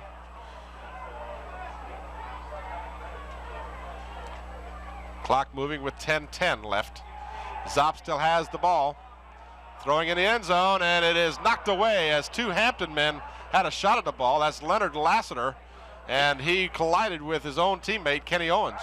Well, Lassiter had the balls in his hand, and of course, Kenny was going up to knock the ball down and did not know that who had the ball, and he's coming out, Tim. He may have injured his side a little bit, and Aaron Matthews is going in, number 11, to replace Kenny Owens.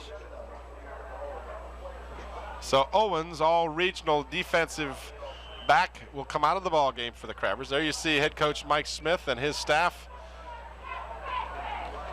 2nd down and 10 at the 22 of Hampton.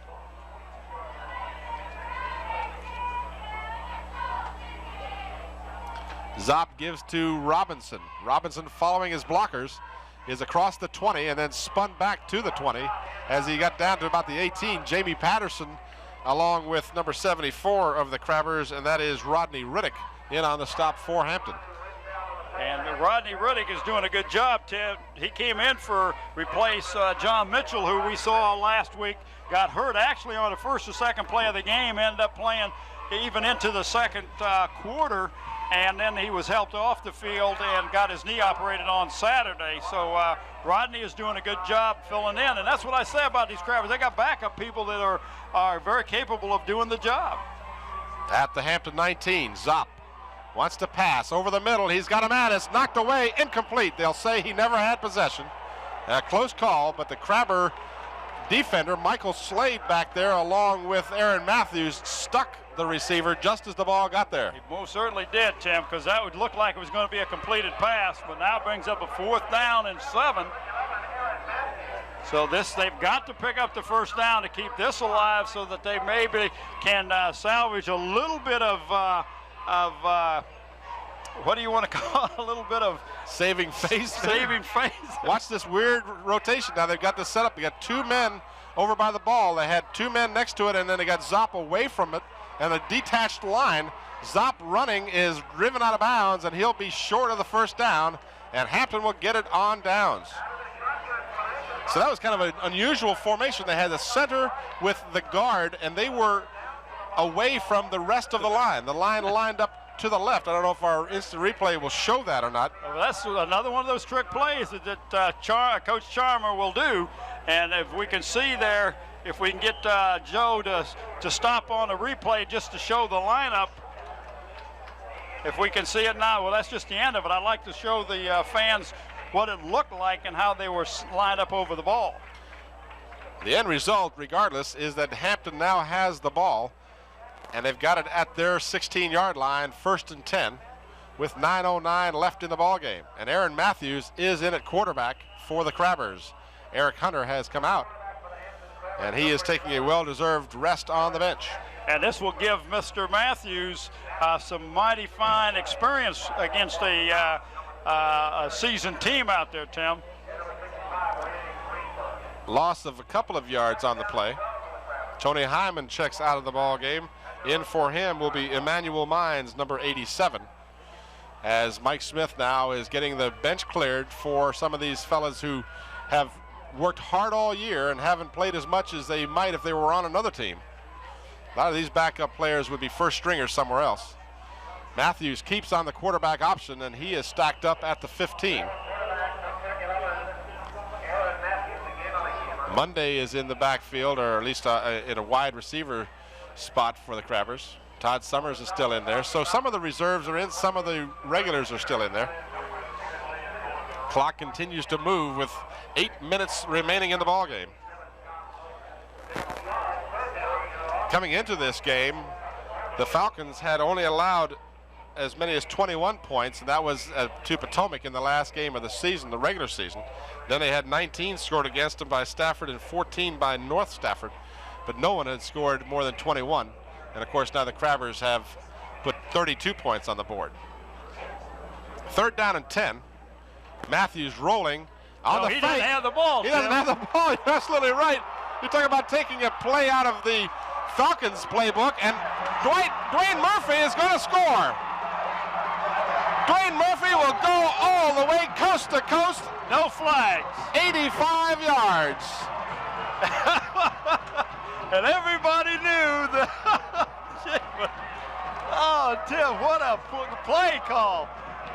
And I tell you, the bench over in the far sideline is just in disbelief. They just don't understand. Eric Hunter, you saw him there applauding the efforts of his backup.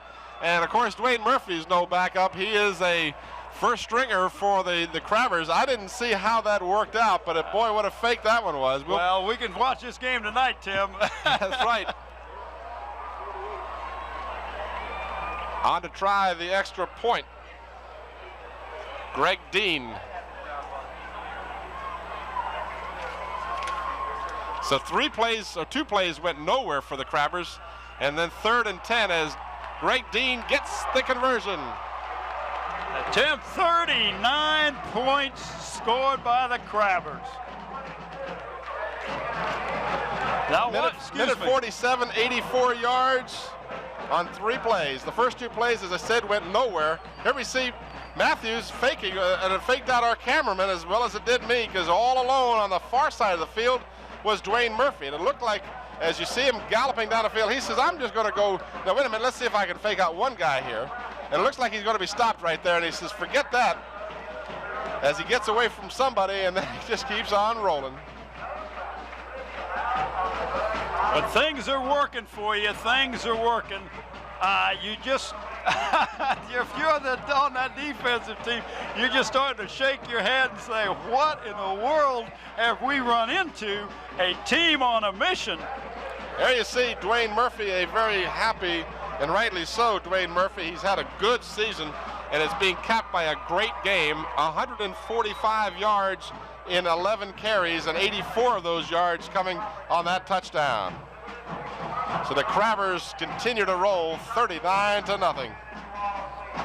Not in my wildest expectations. Take nothing away from the Crabbers. You just don't blow out teams as a rule that get this far in the state, and then to beat them 39-0 is incredible. I'm running out of superlatives here. Well, and it makes you stop and think. This Hampton Crabber team has gotten better and better and better and better. Each game they've got stronger, they've got more confidence, they've got better. This Peninsula District is full of some good teams, and I think Mike Smith has said this before, the reason that Hampton Crabbers... Illegal procedure on the kicking team, 5-yard penalty to re-kick. Thank you, Ed. But this Hampton Crabber team does so well in the playoffs in that they play such tough opponents during the regular season. And good question. That's a very good point. But nobody in his right mind would have bet that the score would even be close to 39 points. Well, particularly with the Falcons having a veteran team coming back from last year in a game that Hampton was hard fought to win. I mean, 10-6 is not a swamp by any means. Well, but they were playing on their home field too, Tim, and playing in real cold conditions. And but this is a team that's full of seniors. As you mentioned, the line for the Falcons is all seniors. As you watch Carlos Hampton Marshall. Crabbers came up with a fumble, Tim. They really did. And number 65 for the Hampton Crabbers, that's Mohamed Carlos, came up with that loose ball. Nothing that the Falcons can do turns right. I don't care if it's running the ball back, passing the ball, or what, but we can see it on the replay. The 6th turnover of this ball game. And you saw a good shot of Danny Mitchell that time. He is very happy on that sideline. And you can see he avoids a couple of tacklers, and here he gets hit, and the ball is stripped, pops loose right there, and heads up, Mohamed Carlos falls on it. At the Falcon 35, Aaron Matthews keeps on the quarterback keep. Down close to the 31-yard line. Now they're going to put a lot of people in the game, Tim. He's going to put all substitutes in, and I'm sure that Here comes Dwayne Murphy out of the ball game. He should get a nice round of applause from the fans. Number 43 trots off. Well, Tim, it's not too late to start thinking about who we would recognize. And my hat, first of all, is going to go off to that Hampton defensive unit led by Mr. Jamie Patterson, who I think has had an excellent game. And no question. That's my vote for I'm going to go with him for the defensive team for today. But Eric Hunter is definitely the offensive man today because he's got good protection from that offensive line. Matthews keeps on the quarterback keeper. If they had tearaway jerseys, he might have gotten more yardage, but a firm grasp by number 84, Darren Keller, prevented Matthews from picking up good yardage. That's a good point. The defensive line, you know, you really, it's not fair to pick a player of the game in a game like this because there are so many outstanding players for Hampton in this game. Jamie Patterson, James Wilson has done a great job, both offensive and again defensively for the Crabbers. Hyman with the interception. 3rd down and 8 for the Crabbers. Matthews pitches out and getting close to the 30-yard line. That's number 20 for the Crabbers, and that is Cal Key, who we saw play a little bit last week against First Colonial when the score was not dissimilar to what it is now. Well, it's a 4th down, Tim, and if you're the Crabbers, I don't know what you do. If you punt the ball or just go ahead and go for it, and I think that's what you do, just go ahead and go for it. And if you turn the ball over, you know your defense is strong, and of course there's going to be a lot of new faces in there. It's number 40 bringing the play in is Donovan Capehart, and he's not a backup man, but he didn't get to play last week at all because of an injured ankle. Here you see the very end of that play. Cal Key tripped up as he picked up about 5. 4th down and 5. And Donovan Capehart gets the call, but he will come up shy of the 1st down. So on the quarterback draw play. Well, actually, it was a draw play to Capehart, yes. But that will turn the ball over to the Falcons. So they'll mark it at the 28, and it's again, or 27 rather. Yes, AG. We're going with Eric Hunter, offensive player of the game, but a key play of the game being the Jamie Patterson interception. Very good point, AG. You're absolutely right. And I would have to say that Patterson would be my choice if I had to choose one defensive player among a whole group of stars. And on the other side of the coin, let's not forget Dwayne Murphy here, 149 yards on the afternoon, and he has been Mr. Steady for Hampton all year long. Ball fumbled again. It looks like the Falcons have recovered, but their woes continue. Hampton come up with it again, Tim. So the Crabbers continue to get the breaks. That's turnover number 7. And that's number 75, James Wilson, the all-everything defensively and offensively on that line for the Crabbers. Who do you give a game ball to today? That's the only thing. Well, you come out with 22 of them, Tim. Right. So the Crabbers get it back again. 4 minutes and 5 seconds remain in the 4th quarter. 39-0. The Hampton Crabbers will play in the state championship, and that will be played at Todd Stadium the 10th of December, 1:30 game time right here next Saturday afternoon. The opponent is the only thing in doubt at this point. It was a close game, we understand, between Robinson and Mills Godwin. It was 3-0 Mills Godwin at halftime, and we don't know if we'll know before we get off the air who the opponent will be for Hampton, but we do know Hampton will be in the state championship for a 5th consecutive year. And that's a record in itself, Tim. I would think that the only blemish that the Hampton Crabbers would be thinking about is they would probably like to have a chance at revenge against T.C. Williams, but Williams, of course, has been eliminated and will not be the opponent. Well, at this point, Tim, they'll take anybody who wants to show up. Because Really? a lot of teams are saying, I'm glad I'm not playing the Hampton Crabbers. I'd sure hate to end my season 37-2 or 39-0. Well, Hampton lost to T.C. Williams in 1984. Good shot of our cameraman, Jerome. Well, somebody just stood up and took his time away from him. 3rd down and 6. Matthews on the option, pitches it back to Capehart. Capehart can't get the handle and loses it out of bounds at the 19, so they'll get no gain on the play. And if I could finish this out, T.C. Williams won in 84, Hampton won in 85 and again in 1986. And then they were defeated, Hampton was last year, by 10-6 at the hands of T.C. Williams. So a 4th down now for the Crabbers, 4th down at the 19, and again, no kicking team coming on with just 2.5 minutes remaining in the 4th quarter. Hampton with a most comfortable 39-0 lead here as the visitors' side of the field has long since been vacating. Don Capehart again tripped up at the 15, short by a yard of the 1st down. And the ball, once again, will go over to the Falcons on downs. Please stay tuned at the conclusion of our game as A.G. Williams, A.G. Womble. I started to say, never mind what I started to say. Don't worry about it. Mr. Womble down on the sideline will be checking out with some of the key players in today's game. I thought you were talking about the company I work for, A.L. Williams. That's what I knew. It was one of those. And I understand we're going to need a tape change here, so we're going to take a brief pause. We'll return with more action right after this. Ed Ryder signaling a timeout being called by the Crabbers. Apparently the Crabbers did not have... They only had 10 men on the line, in the game, Tim, and they called timeout just prior to the snap, so the viewers missed absolutely nothing but a timeout call by the Crabbers. And, of course, Crabbers knew we had to do a tape change, so they figured we better call timeout. Always cooperate.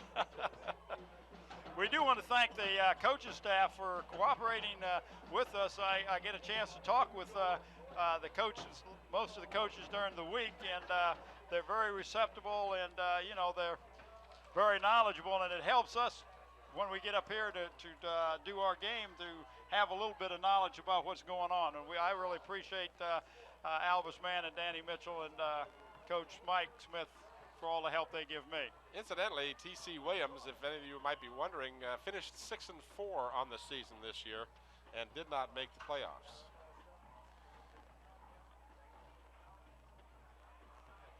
Falcons with some fresh jerseys in the game also, and running the ball being pushed out of bounds is number 44 for the Falcons, and that is Bruce Edwards, who has come in, as has Jeff Lindstrom, the new quarterback. So needless to say, Coach Charma is also going along with some reserves here, as the score is no longer in doubt as to whether the Crabbers or the Falcons will win this ball game. The Hampton team now with 39-0 score with just 1:53 remaining.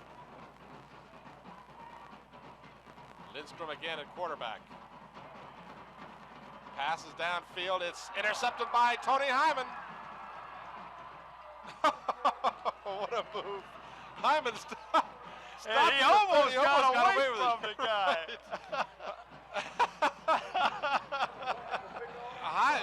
Tony. But that was beautiful concentration, Timmy. He went up and he tapped the ball with one hand and caught it. And maybe we'll get to see that on replay. Tony Hyman, after the interception, you can laugh now because it's all over, folks. But look at that interception. He reaches with his right hand, taps the ball. Now watch what he does. He gets right here to the 30. He says, whoops, wait a minute, let's go back the other way. And almost got away. If he'd gotten away from Rogers, who knows where he would have gone. Hyman with his second interception of the afternoon. Hyman is also, he's been too much. He's been too much all year long. A couple of touchdowns this afternoon from Summers, a couple of touchdowns from Hunter. And Murphy has one, as does Aaron Monday, as Hampton now happy just to run this clock out. 54 seconds remaining. They've got it at the 30-yard line. Two wide receivers to the top of the screen. And Matthews keeps on the quarterback keeper. And he's tripped up as he gets inside the 25 down to the 21.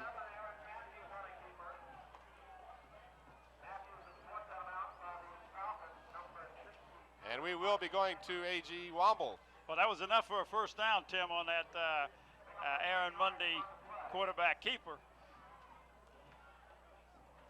Now this, you got to really be elated if you're a Hampton fan. This has been one of those games that just everything has worked right for you. But again, it's the preparation that these young men go through each year. The Crabbers in 3 playoff games will have scored 96 points while allowing 9 points. And that's an awesome statistic because of the fact that you are running into the cream, so to speak, of the other districts. You're running into the teams that won their districts or were undefeated or whatever, and raise up and really be peaking. I tell you, the coaching staff has got these young men peaking at the right time. AG, if you can hear me, I would imagine we'll be looking for Jamie Patterson, number 64, if we can get a post-game interview, maybe Tony Hyman, Eric Hunter, Dwayne Murphy, people like that, and I will have some statistics for you about those individuals as you're talking with them. So yes, we will have some information for you. And I tell you, Tim, the second half is going to show that the Crabbers had the ball a lot more than 12 minutes, as was the case the first half. And the statistics are not over with yet because another touchdown just got scored by the Hampton Crabbers, number 31, Derek Mason. And he scores from 21 yards out. And how many points did you say they scored, Tim? 96? Make that 102. 102 in 3 games. And you can see, Tim, that was just a lot of second effort. The handoff from, actually it's just a handoff straight up the middle. He breaks a couple tackles and does a good job of getting a block from number 87, and that's Emmanuel Mines, to get into the end zone. And there's your stat from Jerry Z. Minute and 6 seconds was the time it took to score. Greg Dean's extra point is good, and it's 46-0. So Greg Dean adds his second extra point. A minute 6 seconds is all it took. 32 yards on 3 plays as the Crabbers have demoralized and demolished the Falcons from Northern Virginia. They ran into a team that is on a mission, Tim, and their mission is get to the state finals and bring home that championship trophy to the Crabber school over there on West Queen Street. We want to take this opportunity once again to thank Wayne Begor and his staff here at Todd Stadium for their always generous hospitality and the free refreshments today. And added, see, one of the coaching staff has got a towel up in his face, Tim. He's not real happy, and I can understand that. But we do want to thank Wayne Begor and the staff for the pizza and everything that they do. They go out of the way to make everything comfortable for us up here at in the press box. Well, they're always trying to be helpful, and they've always been most cordial to us. And we do want to thank them very much for their hospitality again today. And we'll look forward to that similar hospitality next Saturday afternoon on the 10th of December. The Hampton Crabbers in the state finals. 5th year in a row. And our congratulations to Mike Smith and his coaches and team on an incredible finish to what's been an incredible season. Started with the 3-point loss to the Tab Tigers. I know Mike Smith would rather I not mention that, but boy, that was a tough game. That set the tone for what has been a superb season of football in the Peninsula District. Oh, it really was. Brian Waddell kicked off that time for the Crabbers, number 5. That's the first time he's been in today. Crabbers now will have an 11-game winning streak, having won all of their games since that first game, and have demolished 3 opponents here in the playoffs. Beat Norview 20-7, beat First Colonial 37-2, a previously undefeated team, and now have just totally destroyed the Fauquier Falcons as they are desperately trying to throw the ball downfield. 27 seconds left in the ball game. And again, we remind you, especially you parents whose sons have been playing in this ball game, stay tuned because we will have hopefully as many interviews as time allows to get a chance to get the ideas and opinions from these young men about their feelings as they will go into the championship game. Ball comes loose, but it's after the whistle had blown. And that could have been the very last play of this ball game as we are down now to 15 seconds. The clock is moving, and needless to say, the Falcons are in no hurry to stop the clock. They just like to get on that bus and get back up to Warrenton, I'm sure. Well, they're going to get one more playoff, Tim. 3 seconds, 2 seconds, 1 second, and they do not get the play away before time runs out. So a dejected Falcon team will shake hands with an elated Hampton team. And the Crabbers will move into the state finals for the 5th consecutive year. And if we have an opportunity to determine who their opponent will be before we go off the air, we will do so. But we do know for a fact that the game will be held here at Todd Stadium. And game will be at 1:30 next Saturday afternoon. A.G. Womble, who do you have down there? Eric Hunter? Eric, we got most valuable player here, Eric Hunter. Eric, great effort today. Your thoughts on this unbelievable win? Well, I'm very pleased with our performance today. We worked real hard in practice, and it paid off. Did you have any in your wildest dreams you'd win by 46 points today? We knew that we could do the job successfully, and we did it. All right, thinking ahead to next week, Eric, your thoughts going into the big one? Well, I'm looking forward to it because we lost last year, and I'm just looking forward to it. Eric, great season, and good luck next week. All right, Eric Hunter. Eric had 5 out of 8 pass completions for 104 yards, did Mr. Hunter? And AG, I would assume you'll be looking for some more. Maybe you can get a hold of Tony Hyman or Jamie Patterson. There's Jamie Patterson. Jamie Patterson. Talk about that interception and his bruised knee. Okay, right, Jamie, one of the turning point in the game, of course, we won by 46, was that big interception. Your thoughts and what happened on that play? Just broke on the ball, saw it in the air, and broke on it. 46-0, I have to be pleased with that effort. What was the difference today? Coach Smith really had us prepared, and plus we was motivated because we wanted to win this one for John Mitchell, and we won't be able to play the rest of the season. And so, we came out and gave it a little extra effort this week. What about next week? We're just going to go a little harder next week, taking that extra edge. Jamie, great season. You've been coming on strong here at the end. Yeah, thank you. Jamie Patterson. That's a good job, AG. Now, he did play an excellent game defensively. He was in on a lot of tackles. We don't have the statistics on the tackles, Tim, but he was in on a lot of them. All right, Tim? Yeah. Michael Slade here had a big interception. Michael, your thoughts on this big win? Well, we've worked hard in practice the whole week, and we had everything charted out what they were going to do. And the break just came, and we just took all the breaks that came our way. Think you'd win by 46? Well, we just want to take it as far as we can take it. Michael, great game. Thank you. Michael Slade. See if you can find Todd Summers. I think Todd Summers is right behind you there, AG. Leonard Lassiter, okay? Let's see what Leonard has to say. Am we on? Yeah, go ahead. Leonard Lassiter here. Leonard, big win. Your thoughts on it? Well, we just worked hard all week. We were ready for the game, that's all. Everybody executed like they were supposed to. What coach tell you at halftime? At halftime, he said, well, we didn't play as good as we should have the first half, but we were in control and keeping it up. So you played a little bit better the second half? A little bit better the second half, yes, sir. All right, what about next week, Leonard? Well, just work hard all week and see what comes up. All right, great season. Good luck next week. Leonard Lassiter. And if you can find Dwayne Murphy, perhaps. Carl, come on in here. Dwayne Murphy, number 43, had a great We got Mohamed Carlos here. Carlos, yeah. Mohamed, big win for you. You in on a lot of key plays. What was the difference today? Well, Coach said just get psyched up because we want to have this take game right here, and that's what we wanted. So we got it now. All right. Did they do anything different at any time that you weren't ready for? He told us to watch out for garbage football again. That's what is expected, so they did it. Right, tell us a bit about that play Murphy scored on. Well, it was like a sneak. Like the center hold the ball up, and the fullback just come by after everybody go to the side. He'd come by and swoop it up, and he's on his way. Worked well. It worked very good. All right, good luck next week. Thank you. Mohamed Carlos. Thank you. All right, let's see. See if you get a hold of James Wilson or number 1, Tony Hyman.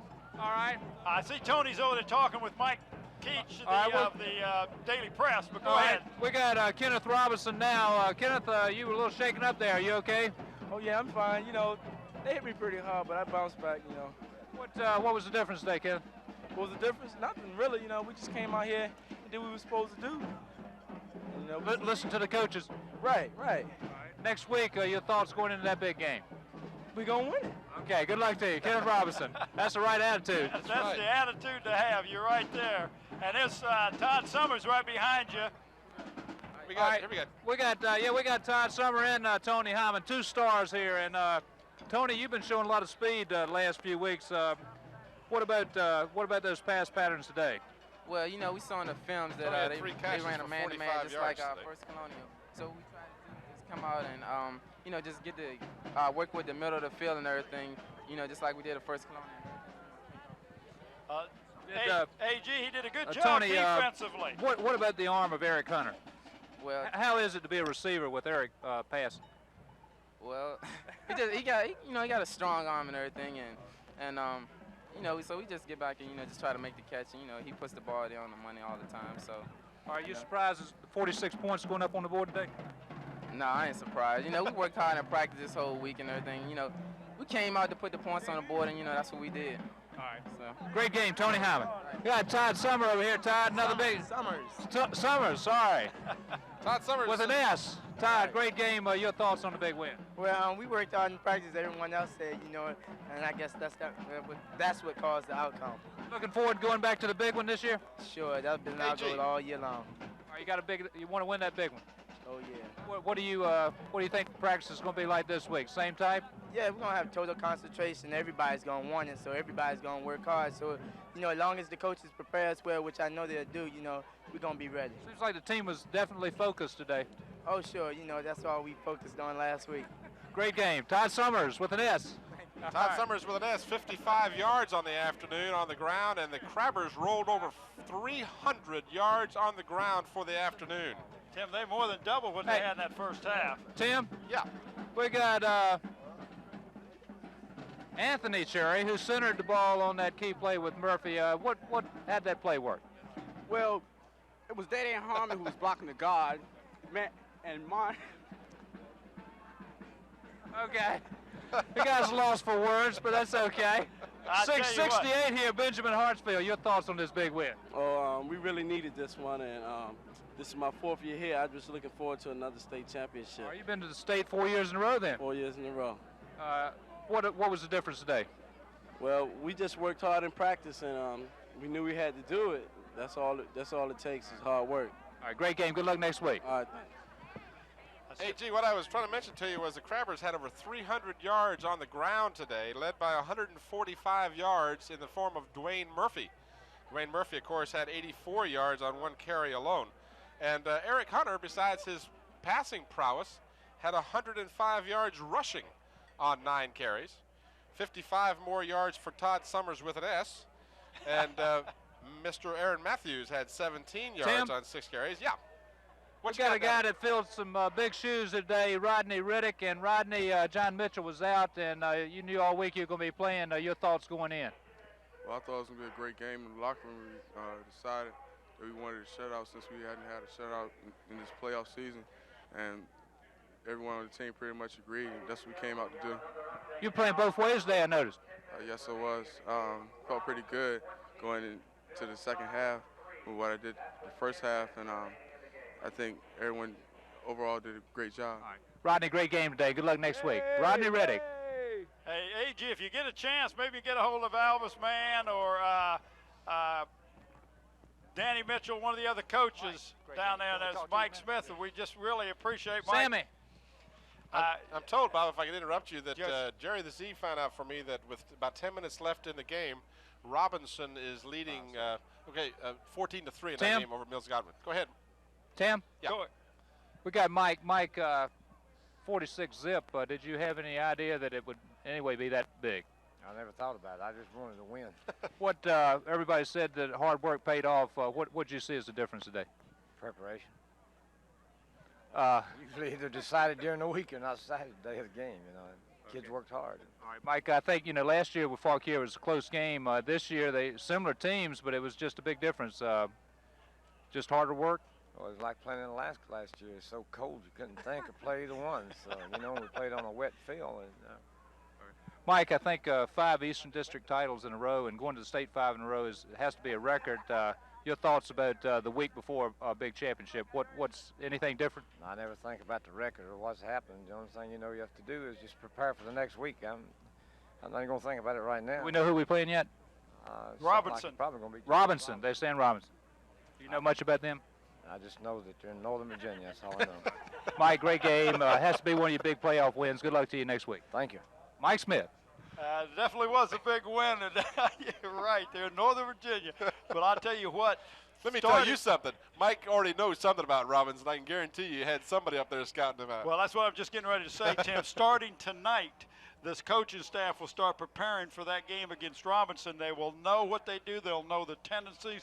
They'll know their key situations, what they will do. They'll know their weaknesses, and you can bet that they're going to come out and exploit on those weaknesses. Go ahead, AG. AG, you got Aaron Monday down there. Yeah, we got Aaron Monday. Aaron, big win for you. You've been coming on strong for a lot of big catches. You had one of them today. Tell us about that play. Well, I was running out the field open a lot because they stopped checking me, thinking they were going to throw the ball to me. Then Rick said he was going to hit me, and he threw it. You've been using that height to your advantage. Yeah, because, most everybody in high school is short, and I can out-jump them. Okay. 44 yards. How many yards? 44 was that 44 catch. yards. Great game. What about getting ready for the big game next week? We have to practice hard and watch films about them and find out, you know, and just go out there and be ready to play. All right, Aaron Mundy, great game. All right, thanks. Tim and Bob, back to you. All right, AG, thank you. I know you've had a lot of people to talk to, a lot of happy crabbers down there. We've got some final statistics for you here. We'll run down them real quickly. Hampton ended up with 16 first downs to the Falcons 13. The Crabbers rushed for 333 yards to just 141 for the Falcons. Crabbers passed for another 104, 61 for the Falcons. 437 yards total offense for the Crabbers, just 202. Actually, I say just 202, but 202 for the Falcons. 4 out of 8 pass completions, 5 out of 21 for the Falcons. No interceptions for the Falcons, 3 intercepts for the Crabbers, and 4 fumble recoveries. Third down conversions, 1 of 7 for the Hampton Crabbers, 2 out of 8 for the Falcons. Penalties, a very low number of penalties. Both teams stayed away from that problem. You see on your screen those stats, and the Crabbers, Scotty, can you hear me? End up on the big end of a 46-0 victory over the Falcons from Northern Virginia. And Bob, your final thoughts as we wrap it up. Tim, again, I'm going to go back to the same thing I said at the start of this ball game. This team is so prepared. There was a rumor going around, or I heard this from somewhere, that when Mike Smith first started school, he was going into medicine. He was pre-med. And I would tell you what, he's reached that goal, because he is definitely a surgeon out there when it comes to playing offense and defense, that he's got that team ready. And they did. They went out there and did a yeoman job. They took advantage of every turnover and just exploited every chance they had against this fine Falcon team, Tim. This was not a fluke team. When you get to this part of the season, you're playing the top teams in the rest of the state, and the Crabbers have let notice be served that they are the top in the state, and it's going to take an awesome effort against a Robertson team to do anything against this Crabber team. Hampton came into this game with a great defense. The Falcons had only allowed 86 points all year long and gave up 46 in one afternoon to the all-powerful Hampton Crabbers. Our final score from Todd Stadium: the Hampton Crabbers 46, and they're on the way to the Hampton, I should say the Hampton Finals, getting to be that way, the state finals next Saturday afternoon right here at Todd Stadium, 1:30 game time. Come on out, regardless of whether you go to Hampton or Bethel or Phoebus or Timbuktu. Come on out and support the Hampton Crabbers in their quest for the state championship. Bob, for Bob Hintz and A.G. Womble, Jerry Zomplis, and our entire crew, again, a great job, guys. Joe Lewis is the replay man. Super job. Thank you, everybody. The afternoon is complete. The Hampton Crabbers have 1 game left in their quest for the state championship. Final score, 46-0, and that's it from Todd Stadium. Good night, everybody.